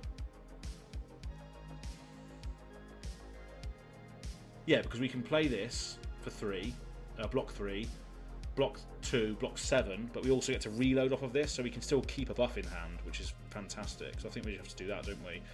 We want probably the pre-med, so we're going to block for... Yeah, that works, I think. Yeah, reload the endless arrow, and then we can fire for 7 next turn and still prevent the crush. Lovely old job. Lovely old job. Let's have a look, see what's on top anyway. Codex. Is that better than endless arrow? We can get an endless arrow back anyway and get a ponder, right? Regardless. So I think that's probably better to use than the actual endless arrow itself. Gives them a frailty as well, so we're just going to do that.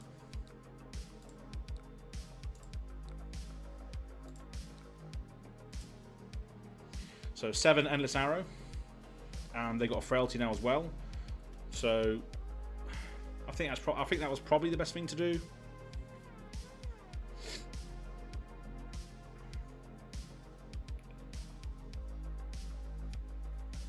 I think that's probably the best thing to do. Just try and get the extra value out of the frailty token, just in case they swing hammer or they've got to attack in their arsenal. It's going to be devalued a little bit. Do have the sink below in the arsenal this time though, which is good, because obviously if we would have attacked with our endless arrow from our arsenal, we would not have got the ponder trigger. So that's why it's worth doing the codex there.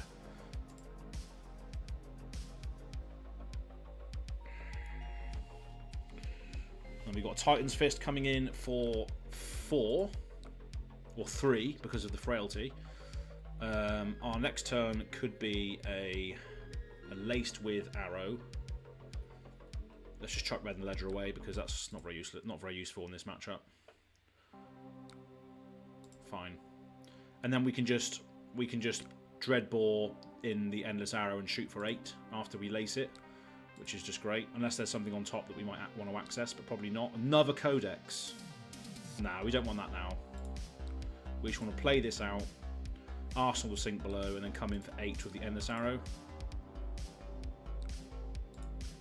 So come in for 8 because of the buff off of the lace and Dreadbore. So coming in for 8 endless arrow, no D-reacts from hand. If it hits, no arsenal. And we can arsenal sink below in this scenario as well, which is also very good on the defense. Their card count is getting closer to ours, but that's just the nature of Bravo, right? He likes to pitch a lot of cards and swing with 1, pitch a lot of cards, swing with 1. So they are gonna be able to catch up with the amount of cards they have in their deck, unfortunately. But hopefully we can just keep pushing through these random bits of damage and hopefully getting these recursive effects on the endless arrows. But yeah, blocking with 3 cards here, that's nice to see. That's cool to see. We're not running any combat tricks in this deck, but it's nice to see that they are blocking out a fully recursive arrow there, and we're going to be able to arsenal a sink below. So we'll see what happens here. And they're just going to come in with a Titan's Fist for 4. What do we want to do here? Should we just take this? We'll take it this time, I think. So we can then just trench, give ourselves a resource, use that for Dreadbore, load in the battering bolt and fire it for 10. I think that's probably the best thing to do. Yeah, alright, trench that away then. Get ourselves a resource. Use that to fuel Dreadbore, put in the battering bolt. So that's going to get +1 off of the Dreadbore effects. That's actually going to be a 7. 10 because of the Seek and Destroy. No D-reacts from hand. So this is coming in for 10 no D-reacts from hand. And this could be quite good if they have D-reacts in hand, because it means they're going to have to get rid of them. Or if they have pummels, or if they have instants, it means that they're not going to be able to keep those cards or play those cards when this battering bolt is coming in. So that's another very good thing about battering bolt, is that obviously when it's comboed with Dreadbore, if there are cards in hand which battering bolt cares about, which they can't use because of Dreadbore, it means they have to discard them, which is a lovely old job. Now, it's going to be a D-react in the arsenal here by the looks of it, but we are still getting 3 cards away. Nice to see those cards go away as well, spinals and what have you. So we've got to take cover, and we can still block a Titan's Fist and then reload a card, but I don't... Do we care about this? They are just going to keep leaking damage on the Titan's Fist now, though. We still have a little bit of life to play with. So I think we are just going to say yes to this. That's fine. So we can still bolt and shot as well. We can bolt and shot and then see if they block that and then fire another one perhaps. So let's just do that. Let's get rid of a salvage. Put the bolt and shot in with +1. It has go again from Dreadbore. So it's a 4 go again, no D-reacts from hand. Let's see how they decide to deal with this first.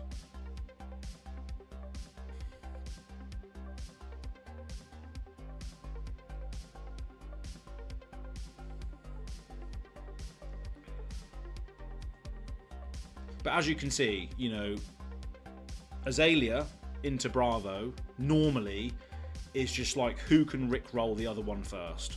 But with this sort of deck list, it is a lot more back and forth, which is why I'm liking the potential of this deck when there's more Guardians, Warriors and Brutes. So they're going to fully block that. They got rid of their Civic Steps, giving me a quicken as a result. We can just Arsenal to take cover now. And Oasis is a good one to have because this might be a big crackback Bravo turn. It looks like it's going to be. Let's see what we've got here. Tunic as well. Spinal. Spinal for 9. So we can still block this. Yeah, we can still block this, can't we? We take cover. We reload.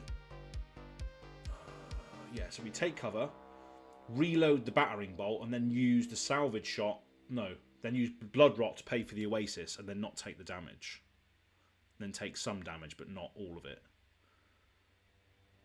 Okay, right, let's just do that then. So we use Blood Rot, use Lace with Blood Rot. Oh no, whoops. Sorry.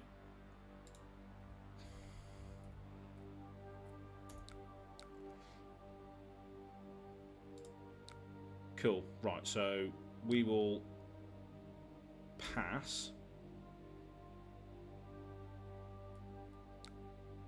Take cover. Oasis. The Spinal. Pitching the Blood Rot. Reload the Battering Bolt, and then we can play it next turn. So we just don't take much damage. There we go. Lovely old job. Cool. Battering Bolt for 6. No D-reacts from hand. Yeah, blocking 2 cards. There we go. No defensive capabilities on this turn though, so this could be a window for them again to try and get a crush effect off on us.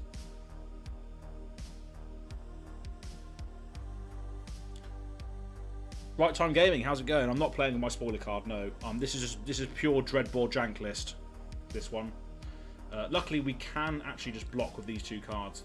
We can just block with these 2 cards and then come back for 7 on Bolt and Shot. We are still ahead on cards, so we are just going to block with both of these. Might be a bad decision, but we are going to do it nonetheless. Because we can just take aim, reload the Bolt and Shot, have a look, see what's on top, a take cover. We'll keep that on top, and then we'll fire it for 7. Go again.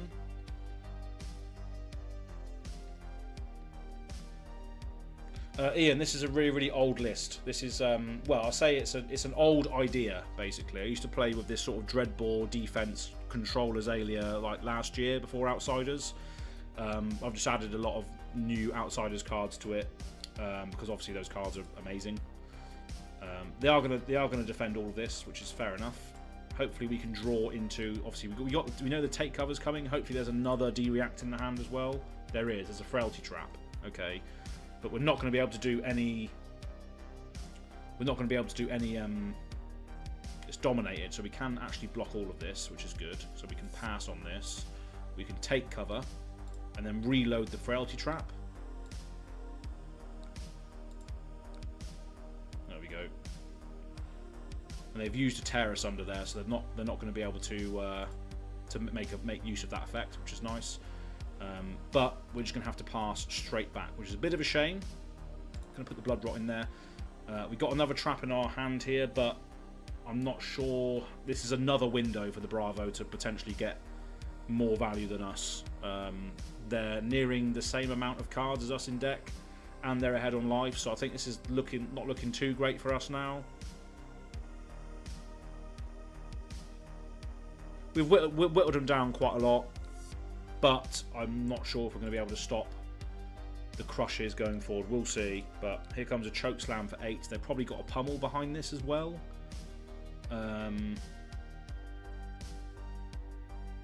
So I think we're gonna take a lot of damage here. We have to just try and block as much as we can. We're still ahead on cards, so let's just try and block that. See what happens. Do you want to frailty it? No, we don't. We just want to take one. We'll just take one. Sod it. Okay. All right. Let's have a look. Drill shot. That'll do. No. Fire drill shot dominated. That'll do for now. At least some sort of salvo we can throw back at Bravo, and then Arsenal the trap. At least. Yeah. Cool. Sink below. Nice. So they've learnt to Arsenal all their D-reacts, which is fine. So that's just 1-for-1 card trade there. We've still got more cards, I think, than them. 27, 26. I think, yeah, we do have more cards than them still. Frailty Trap in our hand. I think this is probably going to go to Bravo, I think. Crippling Crush. Naked Crippling Crush for 11. This is the issue we have against Bravo, is that they just spend cards to present something. We are trying to defend with cards to preserve something. So they're not wasting as many cards as we are. That's the issue that we're going to have here, ultimately. But we do have a Frailty Trap, so that's 3. We have 3 Deadeye, 3 Sleep Dart, but then we don't have any crackbacks. We might have to cash in the equipment here. So we've got 3, 3, and 1, which is 7. That's still not enough. So we might have to do the helmet as well. Or we just 3, 3. Yeah, it depends whether we want to throw a salvo back or not. 1, 2, 3, 4, 5, 6. No, 1, 2, 3, 4, 5, 6, 7, 8. That would stop the crush effect.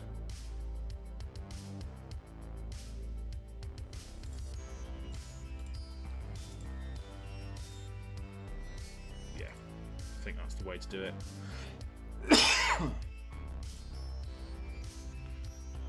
Bit of a shame that all of our equipment's gone, but this at least allows us to throw something back for 6.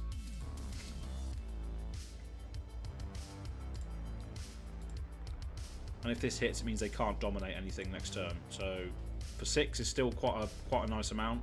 Also means they can't rickroll me. Still means I can block. Just knocked out a Vinset, so feeling good. Nice one. Nice one, Joey. Vinset's a strange one as well. Cool. Okay, look at all these D-reacts that we have in our hand here. And we've got take covers as well, which means we can, if there's dominated something, we can throw back, we can throw something into our arsenal with a take cover. But Warmongers, okay, we'll just choose peace, I guess. I'll add the take cover to my arsenal. They can't use Bravo's ability because of Warmongers. They've done it to themselves again. You can't do it, mate. You have to throw your Bravo attacks without Warmongers, without your ability, because you chose War. You can't Bravo, mate. You can't Bravo with Warmongers.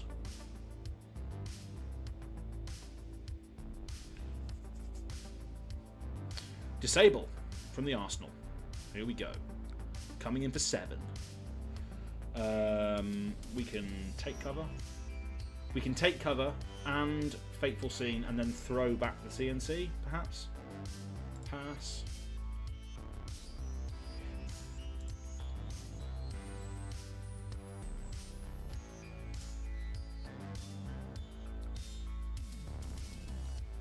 release tension on top, that can go to the bottom. But yeah, we're fully blocking that out.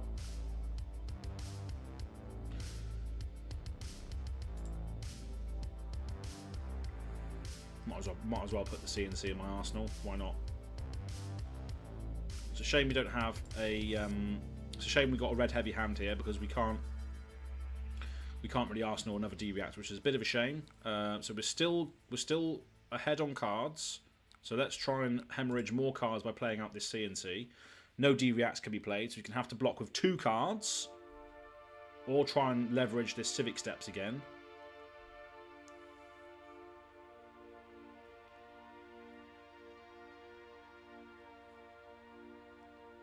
Intoxicating Shot does a decent amount of work. Interesting. Yeah, I don't have enough experience on Riptide to really understand the ins and outs of that card. It is cool though, isn't it? Because obviously it gives them the benefit, but obviously the traps that Riptide has then sort of counters the benefit that you give them, right? So, but yeah, CNC obviously posing an issue to them here because they can't use any effective D-reacts from arsenal or hand, and it's going to affect their arsenal as well. So they're going to have to block with either the equipment or stuff from hand, which obviously makes me win the card race that we're having here as well at the same time. So this is a good card to see at the moment. But yeah, we still got a lot of damage to try and close, which is the issue with this, is that we have to close the damage gap now. I don't think we're going to be able to do that very well, but we'll see. Oasis Respite. Okay, Choke Slam coming in. So this is saying that I can't gain power on my attacks next turn. So does that matter? Can we prevent that from happening? I don't think so. It's going to take 3 cards to block it all.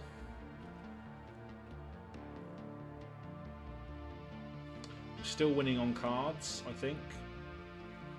But I think Bravo's endgame, I think Bravo's cycle cards are going to be better than ours, ultimately.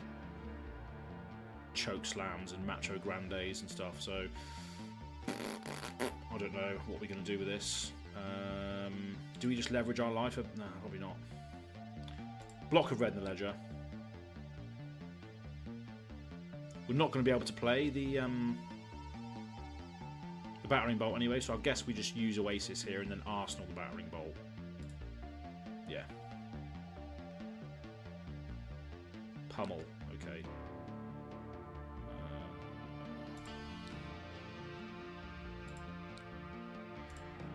So we're still going to discard a card, unfortunately.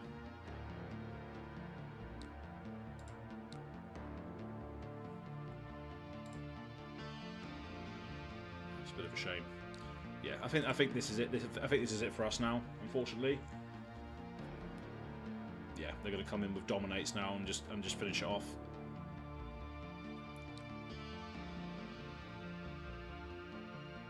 First attack gets -2.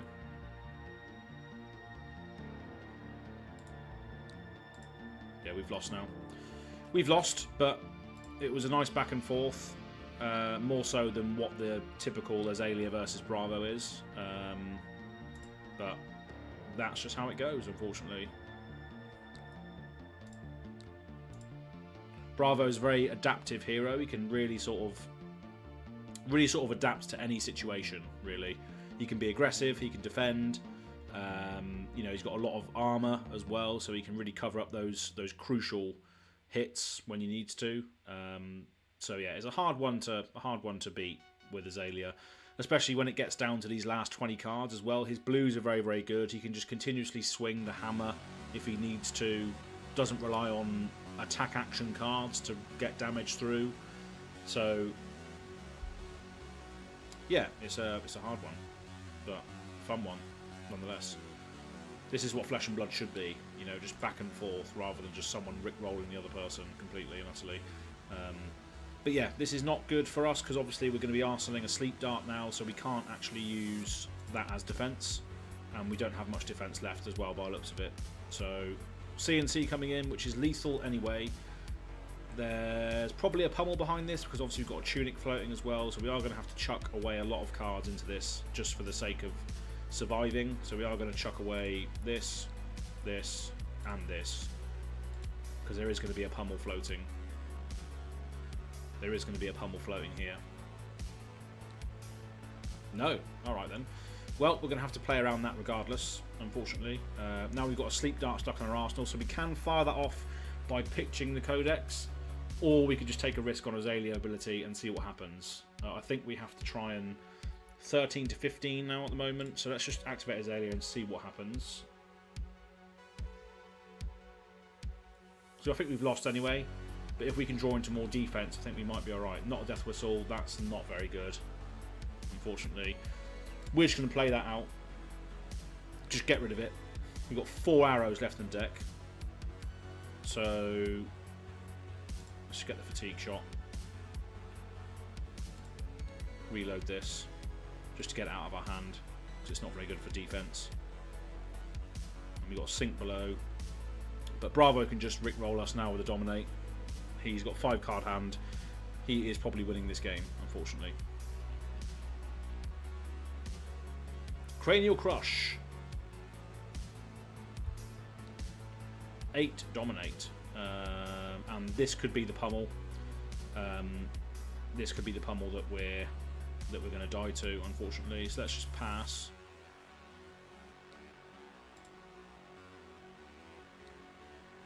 Let's sink the sleep dart. No, it's not a pummel. Right, okay. Alright then. Well, this is an okay crackback because we can put 2 buffs behind a 0 cost arrow, discard this.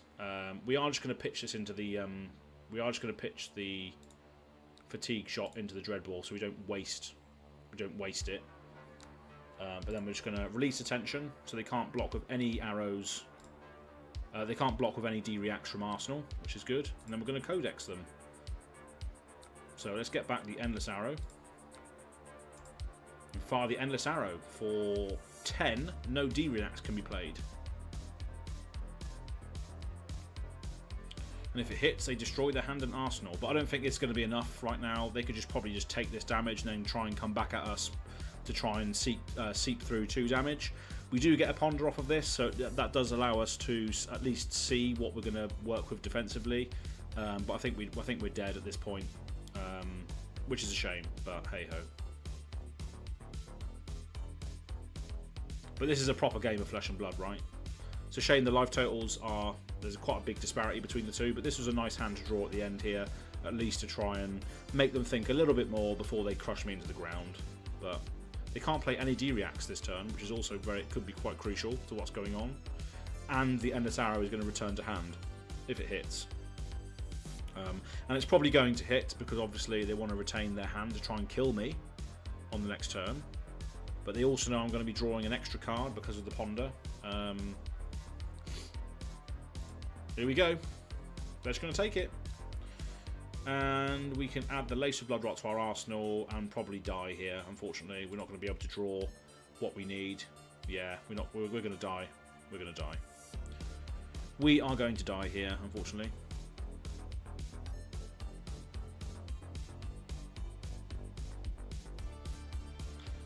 We're going to die.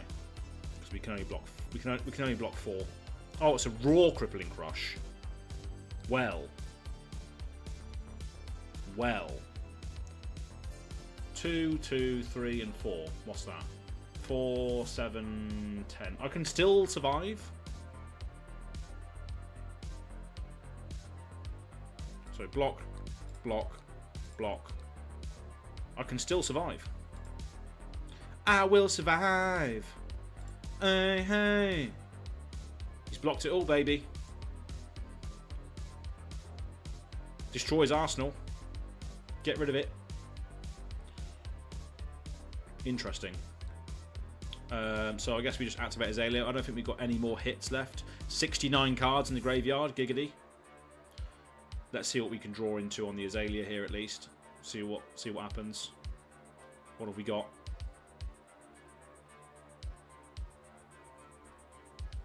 Even the opponent's saying, been a great game. Absolutely.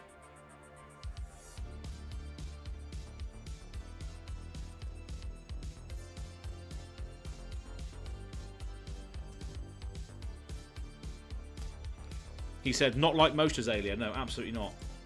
That's pretty much it, though. We've lost now, I think. Flipping into a Lace with Frailty. We've got to take cover. They are going to be activating Bravo now, so this is it, I think. We're not going to be able to... Oh, 7. Oh, that's a shame. That is a shame. That is a GG situation, isn't it? If that was a D-react, we would have survived. Or if we didn't Arsenal... No. No, we're dead.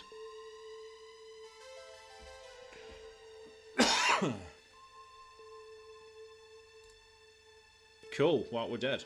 But that was a great game. Even the opponent enjoyed it.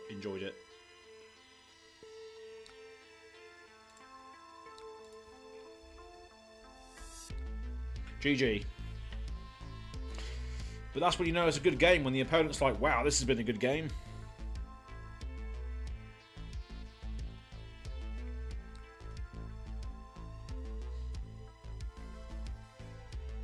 So the opponent said, what did the opponent say? He said, it's been a great game, not like most Azaleas. And that is that's the beauty of it, right? We lost, but it was a fantastic back and forth, which is not normally what Azalea v Bravo is, normally, right? Had to run an absolute pile against him, and that was just an utter pile of cards against Bravo there. I'm not sure whether I could have done anything differently in that game. It would be an interesting one to watch back to see if there were any decisions which could have made difference, but we managed to whittle his armour down quite quickly. Obviously Dreadbore was playing some sort of effect into how effectively he was blocking, which obviously leaked damage, but I don't think we were leaking enough damage. There was a point in the game where we were just trying to block everything. We were taking a few crushes.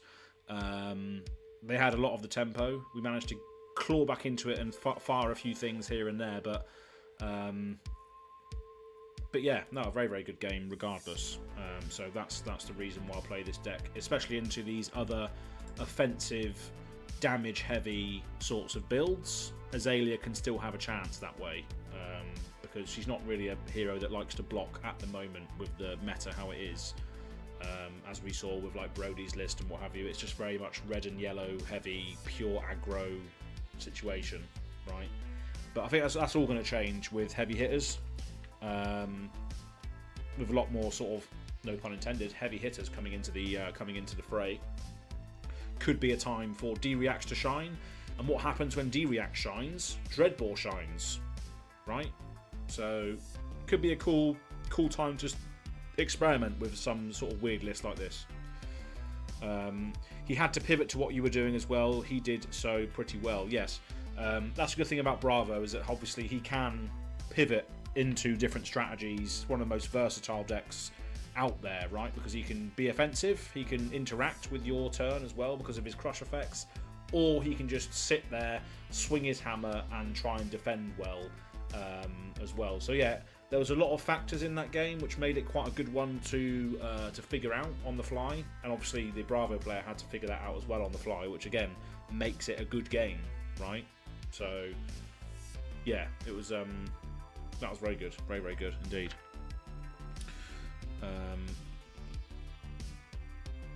If you do another, would love to let you steamroll the Riptide. I'll leave this. Oh, you'll leave the chat to keep it fair. Yeah, you don't want to be seeing my hand, do you? Go on then, Joey. Let's play. Let's play a game. Let's go for it. This will be the last one I do tonight, I think. So let's do a last game against decks and drafts. You better not be sideboarding your list just because you're playing. You know what I'm playing against. You've seen enough of it now to understand what it wants to be doing. So you've got the significant advantage.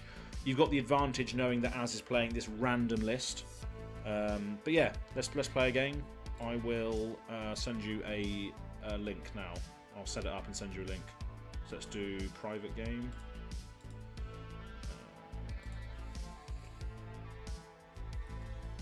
I'll name the game Joey. Joey Tribbiani. That's not your actual name. That's obviously Joey from Friends.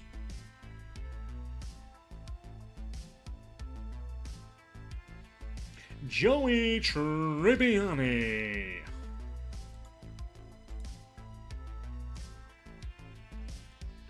So how do I send the? How do I send the?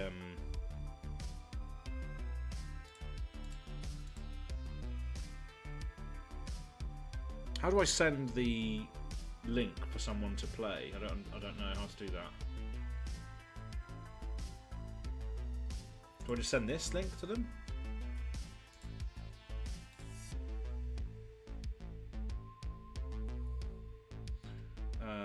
Let's try. Oh, Flake's messaged me. I don't know what he's saying, but we'll do that in a minute.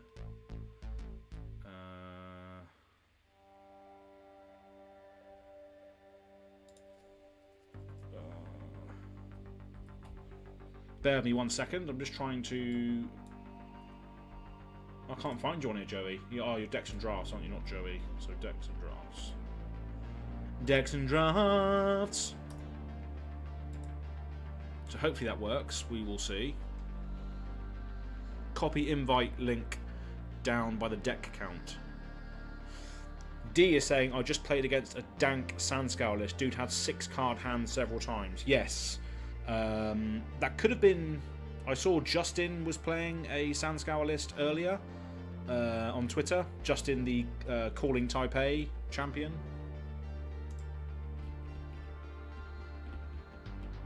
Could have been him. But yeah, Sandscour is getting a lot of play at the moment because of the card that I spoiled.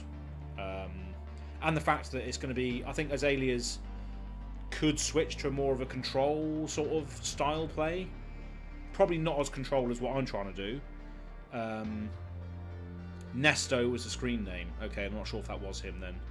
But no, it's cool. It's good to see that Sandscour is getting some play. I spoiled that card as well. That was good fun. But yeah, it's a great card. Very, very different to how Death Dealer plays, that's for sure. And obviously you run New Horizon as well with it, which gives you those 6-card hands, right? Also, what's up, Az? Yeah, I'm good, thanks. How are you? Are you going to the Calling in Hartford, D? Because I'll be there if you are. I'm not sure if I've been introduced or met you before. I don't really stream that much anymore, so I don't really get to chat to people that are just here in the chat. So nice to meet you. Not sure if I spoke to you before. If I have, I'm sorry, but I'm just going to join this game now that Joey's asked me to join. So let's just do this. So we've had one loss tonight on the stream, which was to a Bravo, but it was a very, very good game nonetheless. Do I want to go first or second? Let's go first.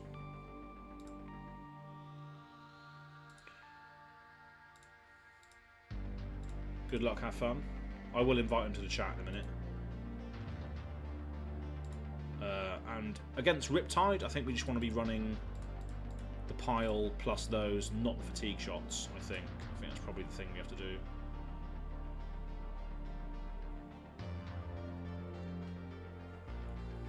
Hey Dad, John Randall. How's it going, mate?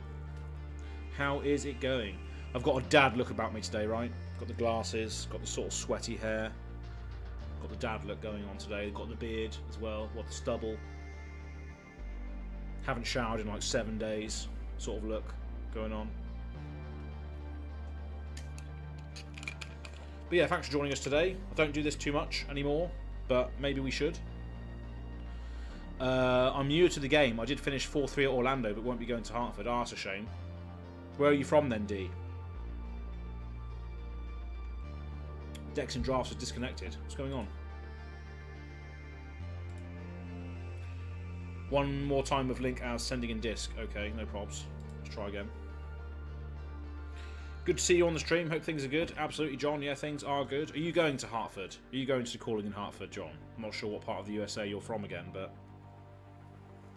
it's going to be a good time. Got lots of drinks, lots of shenanigans going to happen at Hartford, and it's all going to be captured on GoPro for the Go Again Gaming vlog, of course. So you're all going to be able to see what I get up to there, which should be fun times.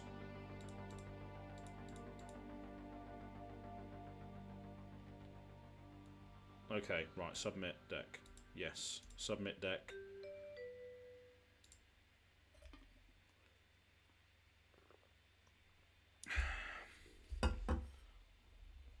LFG. It's good to play against Joey. Playing a red liner list. Interesting. Red liner with Quiver of Abyssal Depths, another card that I spoiled. In the middle of both places, lol, North Carolina. Oh, interesting. North Carolina. Maybe I should just speak American accent for the rest of the stream. How's that? Maybe we should. Maybe we should do that, huh? So they are also running a pile, which is interesting. So we're going to pass on this. We're just going to sink below this, I think. Let's get rid of the salvage. Drawing a take cover. Cool. All right then. But yeah, this is just an absolute Riptide pile as well by the looks of it. So this is going to be an interesting game. And here comes the Intoxicating Shot, which Joey absolutely loves. When this hits, they create a Courage and Quicken token. So interesting. We're going to put the red in the ledger in our graveyard and then pass on this. And the great thing about this card, Take Cover, on turn 1 is that you have a 5-card hand on the turn that matters, right? The first turn where you can actually do stuff. So getting a 5-card hand on turn 1 is very good. This doesn't have Go Again, so I think we're okay. So yeah, we're able to get a card in our arsenal. That's another thing as well that we have to take into consideration is the fact Sigil of Solace is a card. So that's another thing that they can immediately capitalise on. But yeah, this is quite good. Starting with a 5-card hand. They have been able to start with a 5-card hand as well, but we haven't taken any damage. Let's flip up a Premeditate and see what's going on. Sleep Dart on top. Okay, so lovely old job. Absolutely, D. Lovely old job. This can go to the bottom, I think. So let's Premeditate. And let's activate Dreadbore. Pitching the Endless Arrow, perhaps. What do I want to do here?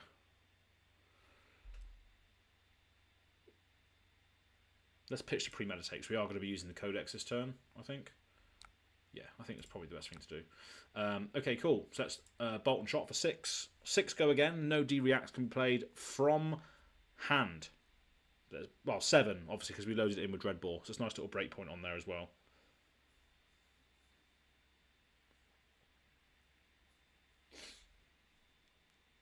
Wish I was going. Last time we saw each other was San Jose World. Yes, it was. Nearly over a year ago now, right?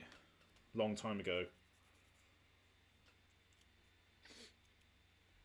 A long time ago, Az and John met at San Jose Worlds. Right, okay, so they're going to take 7 damage. Tar Pit Trap. Okay, so we lose on hits. We will lose on hits. Effects don't trigger on hits. Okay, so they are going to take 4 though off of this.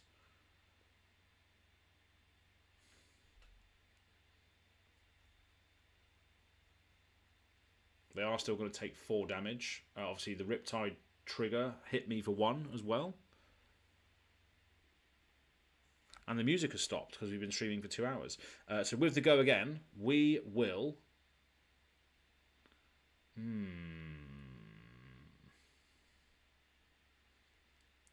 We've still got a Ponder trigger. So I think do we just Bullseye and try and overextend? We're not going to get the on hit, but we can at least arsenal the Codex. Let's just do that. Let's just go for it. Let's just go for the damage.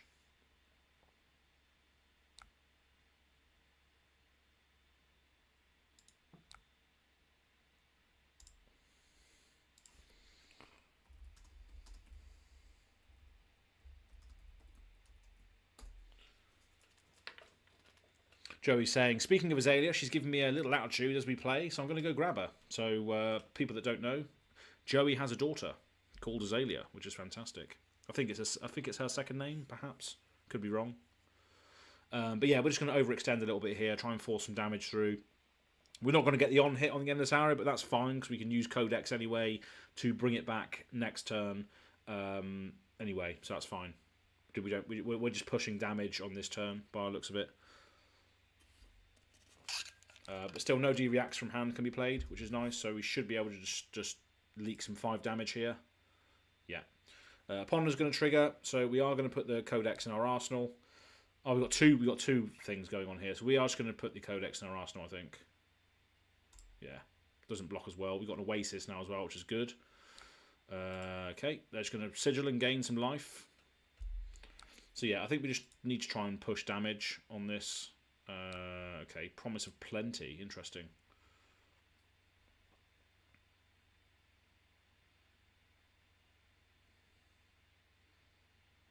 Just going to be a 3 go again attack off the Promise of Plenty.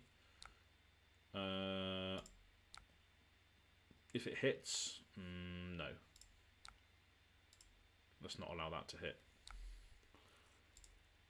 So we can just endless arrow the we can just endless arrow, get the endless arrow back with Codex when we play it, which is good. So let's pass on that. And let's just Oasis the endless arrow, pitch the red in the ledger, get that out of the way. So they can't get their endless arrow back unless they have a combat trick here to get it over the line. Nope. So that's fine.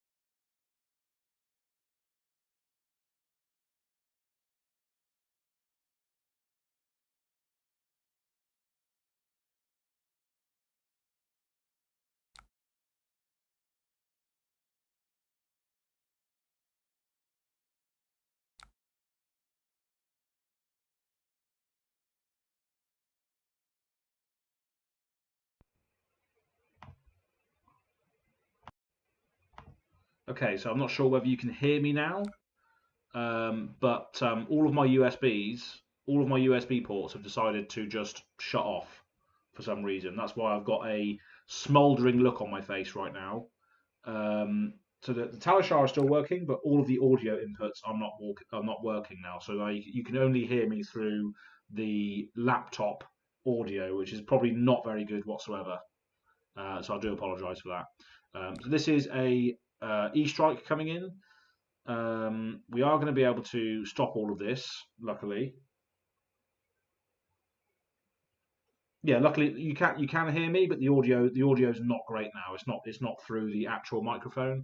All of my USBs on my computer have died for some strange reason, so I'll have to figure that out at some point. I'm not sure what's going on there. Maybe it just needs to be restarted. But this is the last game anyway, so we'll get through it. Yeah, so he's coming in with an E-strike, so we are just going to pass, and we are just going to Fateful Scene out of our arsenal. So let's do that. Yeah, the microphone that's being used now is just literally the onboard laptop microphone. That's basically all it is. We've got Seek and Destroy on top. We'll get rid of that. Fine, we're going to take 3. So what we're going to do now is we're going to use the Frailty Trap to load in the bolt and shot, and then Seek and Destroy it, and then Arsenal to sink below. So it's still going to come in for 7. So it's a nice little break point. No D-reacts from hand, of course, and obviously if it hits, they're going to have to destroy the hand and Arsenal next turn. And it's obviously go again as well, so that could simulate that we've got something else in our hand if it hits. But we'll see what happens with this. But yeah, look at that smouldering face as I try and work out what's going on with the audio. Okay, they decide to take the damage. We're going to reload the sink below. That's it. Okay. Oh, yeah, I can use the cross wrap here. We'll have a look, see what's on top. We can actually telegraph. Okay, fine. We'll do that then. Let's go. Activate Azalea. No thanks. Endless Arrow, dominate. Just try and push some damage. Go for the dominate. Why not?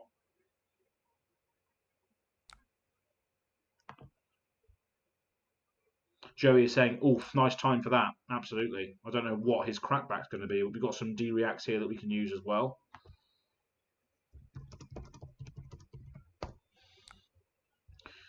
So yeah, they're going to use cross wrap. They're under Seek and Destroy as well, so they are going to have to get rid of their hand and Arsenal.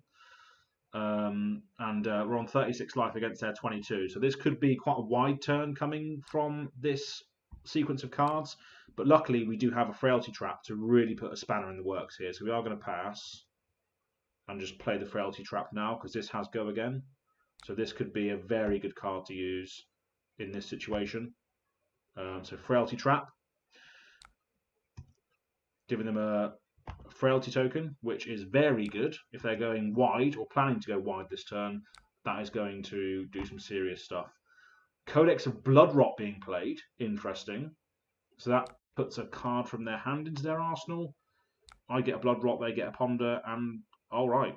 Okay, that's it. Interesting. Seek and Destroy effect, so they're going to have to get rid of that. But they are still going to get the Ponder. They are still going to be able to replace their arsenal, but hemorrhage 3 cards there, which is nice. Anyway, we've got Endless Arrow in our arsenal, so we are going to have a look, see what we've got on top. See what we've got. Fateful Seeing, we'll leave that on top, I think. Leave that on top. Let's just do a take aim into an Endless Arrow for 7, and then we can arsenal the take cover. And then we can use the D-reacts that we get off the top. Andres, welcome to the chat. I read Wank instead of Jank. Absolutely. It could either be Wank or Jank. Let's be honest. It's Go Again Gaming. Could be either or, right? So Tarpit Trap is going to block 3 of it. And we're going to take it. Do we want to pay 3? No. We're going to put the take cover in our arsenal. We've got the Fateful Seed as well. Andres, this is a really, really jank list. You probably would have seen it back in the day. I'm not sure whether you watched my streams back in the day, but this is a really weird defensive jank list with Azalea here. But we are just going to take this damage from the Ravenous Rabble and then see what they've got to follow up with. Takeover in the Arsenal is absolutely fantastic. You are right, D. It's one of the I absolutely love it in this sort of control build because it means that you can be greedy with what you keep in your hand as well. Like for instance, if I play this D-react, I can still reload the bolt and shot, the drill shot, or bolt and shot next turn. Yeah, coming in with a coax for 7 damage. I'm just going to block with this. Pass. Take cover.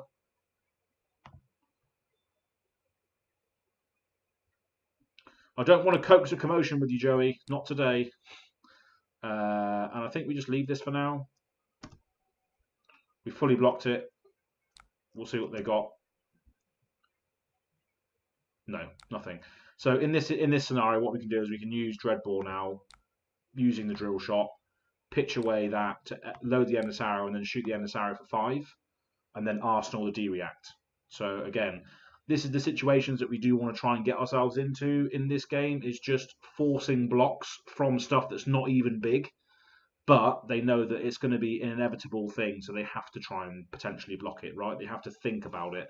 And the fact that they can't block it effectively because obviously of Dreadbore, and it's coming in for 5 because of the Dreadbore ability, is just very good. Just very good in general. But looks like they are going to be able to de-react this away with an inertia trap. Not getting the... okay, yeah, I am getting the inertia, which is fair enough. Just means I have to make sure I use this Fateful soon. Oh no, I'm not going to be able to get it, am I? That's fair enough. But luckily we've drew into a take cover and a sink below, so we can still defend quite well here. So yeah, it'll be interesting to see how we can crack back on this turn. This is coming in for 7, so we can just sink below.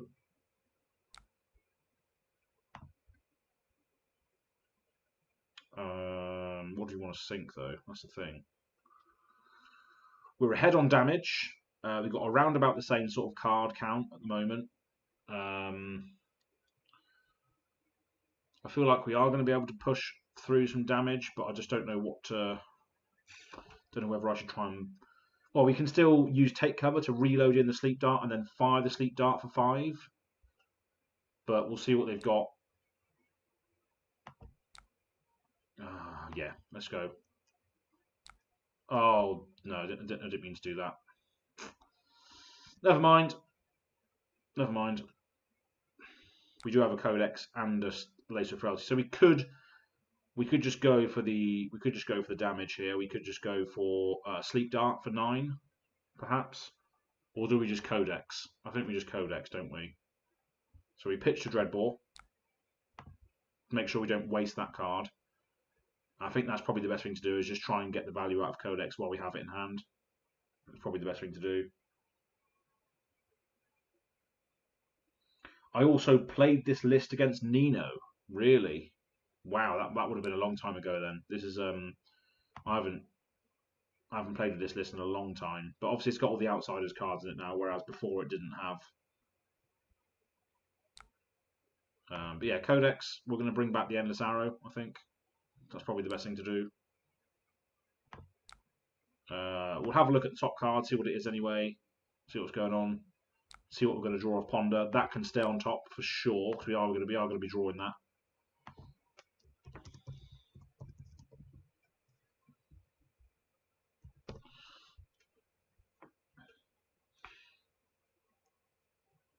But yeah, I am playing against Joey from Decks and Drafts right now. And if anybody's joining the chat at this precise moment in time, you can see that my camera is off or it's frozen. So I don't know why my USB slots aren't working right now. But yeah, I'm just messing around with it, see if it's actually going to work.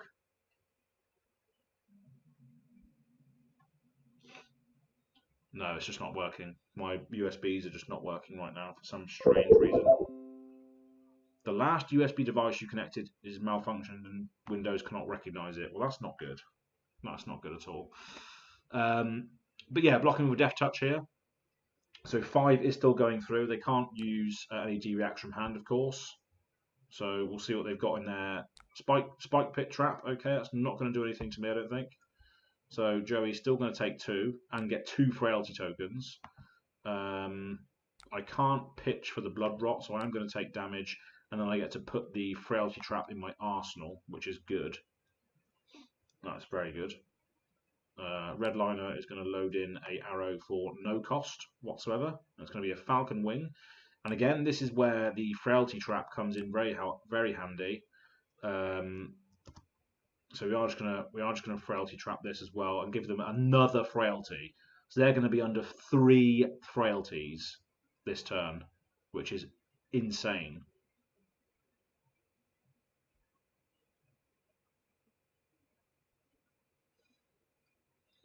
Pretty insane.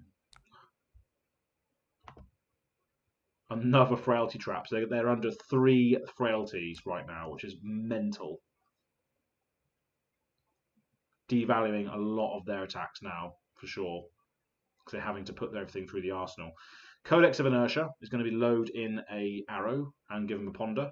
So they're using a lot of the codexes now, by the looks of it, which is quite cool. But not doing anything with it, by the looks of it. So we're going to be able to... We can knock the Death Whistle? Oh, what's going on here? Why have they not drew any cards? Oh, do I have to discard? What do I have to do? Huh? Each hero that hit does discards a card. Oh, right, I see. Okay, so I'll discard this then.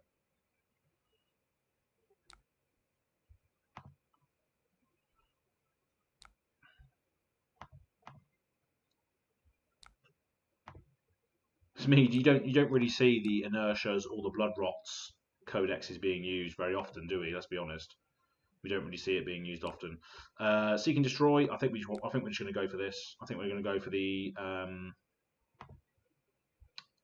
damage here because we're not going to be able to refill our arsenal anyway because of the inertia. So we're just going to go in here for 11 on the Endless Arrow, which is pretty good. And they can't use any D-reacts now because of the released attention behind this as well. So they can't use any reactions at all, which is just brilliant.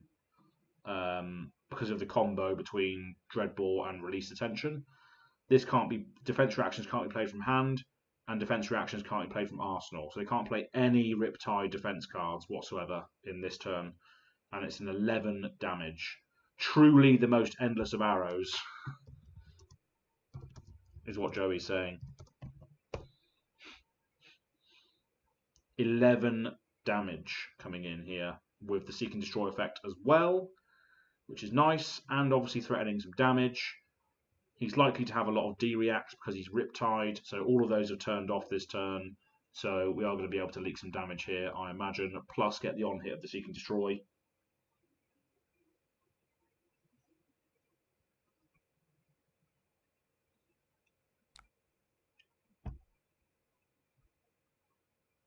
He's taking the whole lot, and I'm shuffling away the Endless Arrow because obviously of inertia.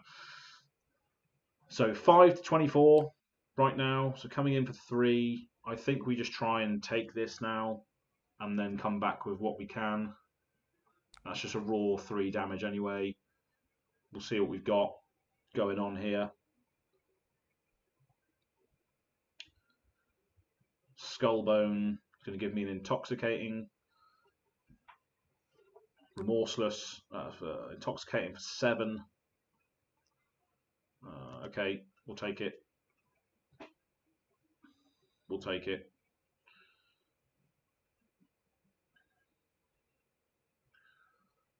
I mean, he could still get me, right? And I've got a Remorseless, which means that they won't be able to use any D-reacts from their arsenal again. So I guess we are leaning on that card for this turn to make them block as much as possible. But they are retaining their arsenal quite a lot. They do have the ability to really screw up my turns with traps. But luckily, we are going to be able to put something in there. We are going to be able to put Remorseless in there and fire it with the Lace of Blood Rot behind it and a +1. So this could be quite good. And they're not going to be able to play any D-reacts behind this at all. So this could be a good turn, but we'll see.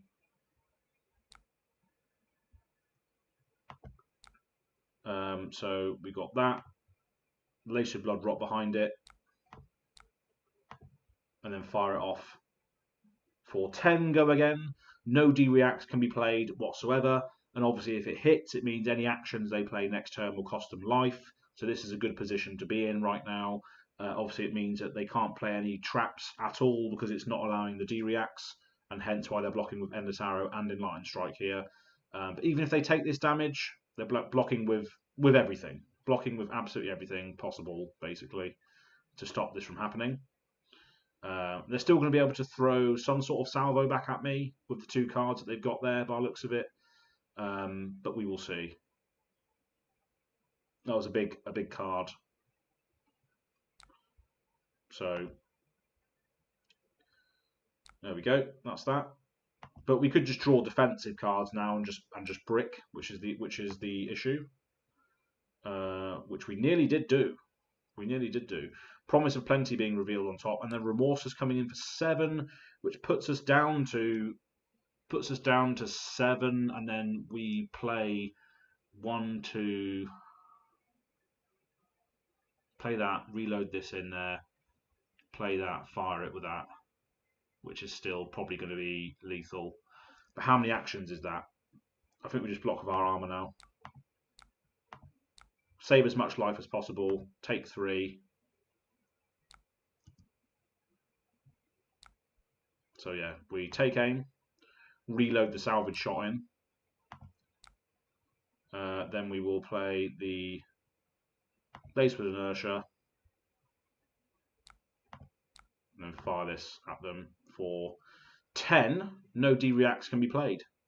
So we're hoping that they drew into D-reacts, which they can't block with. No, they are blocking with 3 cards, so they are going to take 3 plus an inertia. And then I think we win now, because we can just dominate something, right? With not Death Whistle. Yeah. Yeah. We go and get Remorseless. Go and get Remorseless. Reload in the take cover. Activate Azalea. Remorseless. Lace with inertia. And then 8 dominate. No D-react can be played from hand.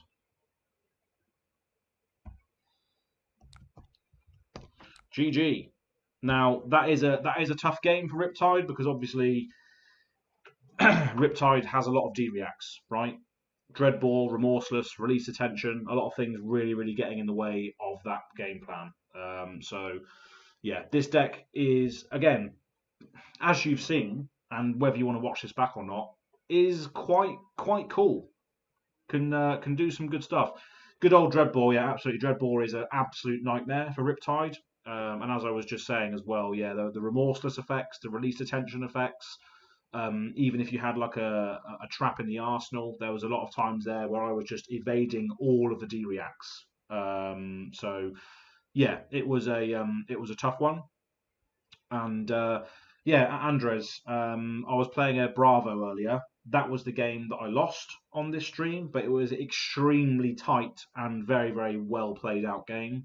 The Bravo did very much well adapt to my game plan, but yeah, it was probably one of the best games I've played against Bravo. And obviously, it's not a typical Azalea list, so obviously it's a lot different, plays a lot different. But yeah, Dreadbore does kill Riptide. Yeah, it was pretty hard. But even through that, you got me to 8. You did indeed. Yeah, there was a turn where I just took a boatload of damage from the E strikes and some other things as well. But yeah, it is a hard one to really sort of control when you can't play your critical defensive cards, right? It's just one of those things. But that is pretty much it for tonight, I believe.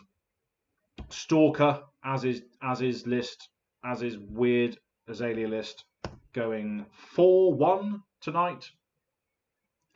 So let's have a quick look at the results here. So we've had 14 matches with the deck, and it's 71% win rate, 10 out of 14 matches. And obviously here we've had 5 wins and 1 loss today, but one of those wins was not on camera tonight. But we've had 4 wins and 1 loss tonight. But yeah, this deck is pretty interesting. If you do want the deck list to mess around with, then I can by all means give that to you. If you're not joined the Discord already with regards to Go Again Gaming, then head over on to goagaingaming.com and join the link on the Discord there. Yeah, just do that, because if you're not in there, it's a good time. As long as you're fine with R-rated content, fucks and arses and gag and all this sort of stuff, then head over there. It's a good time. That's goagaingaming.com, and then the link in the link on the homepage is the link to Discord. If you want some cool Azalea altars, some shiny Azalea altars, again, go onto the website, have a look at the merch bit. There's some cool stuff there where you can pick up, help support the channel directly, and yeah, got Patreon and all that stuff as well. So if you like to support me, if you like to do all that sort of good stuff, that'd be great. But that's pretty much it. Enough shilling. I've got a Christmas party to go to tomorrow. It's a shame my webcam is broken. I could turn on my webcam on my laptop, but that is absolute grainy as hell. But yeah, no problem, no problem, Joey. Thanks for coming on. It was a good time, and yeah, it is a funny list. It is a very very funny list indeed. The absolute Go Again Gaming as Stalker deck. So yeah, very very good stuff. But that's pretty much it for today. Thank you very much for everybody who's tuned in, or whether you're watching this back or what have you. Have a lovely day, and yeah, we'll see you still all over again very very soon. I'm going to be streaming Christmas Day, so if you've got nothing to do, if you want to sink some drinks, or if you're lonely, come and say hi. We're also going to be streaming the Living Legends podcast next Friday live as well, so come and join us for that. I think it might be like a top 5 cards of the year live stream, or maybe like top memories of the year or something like that. But we'll see. We'll decide next week.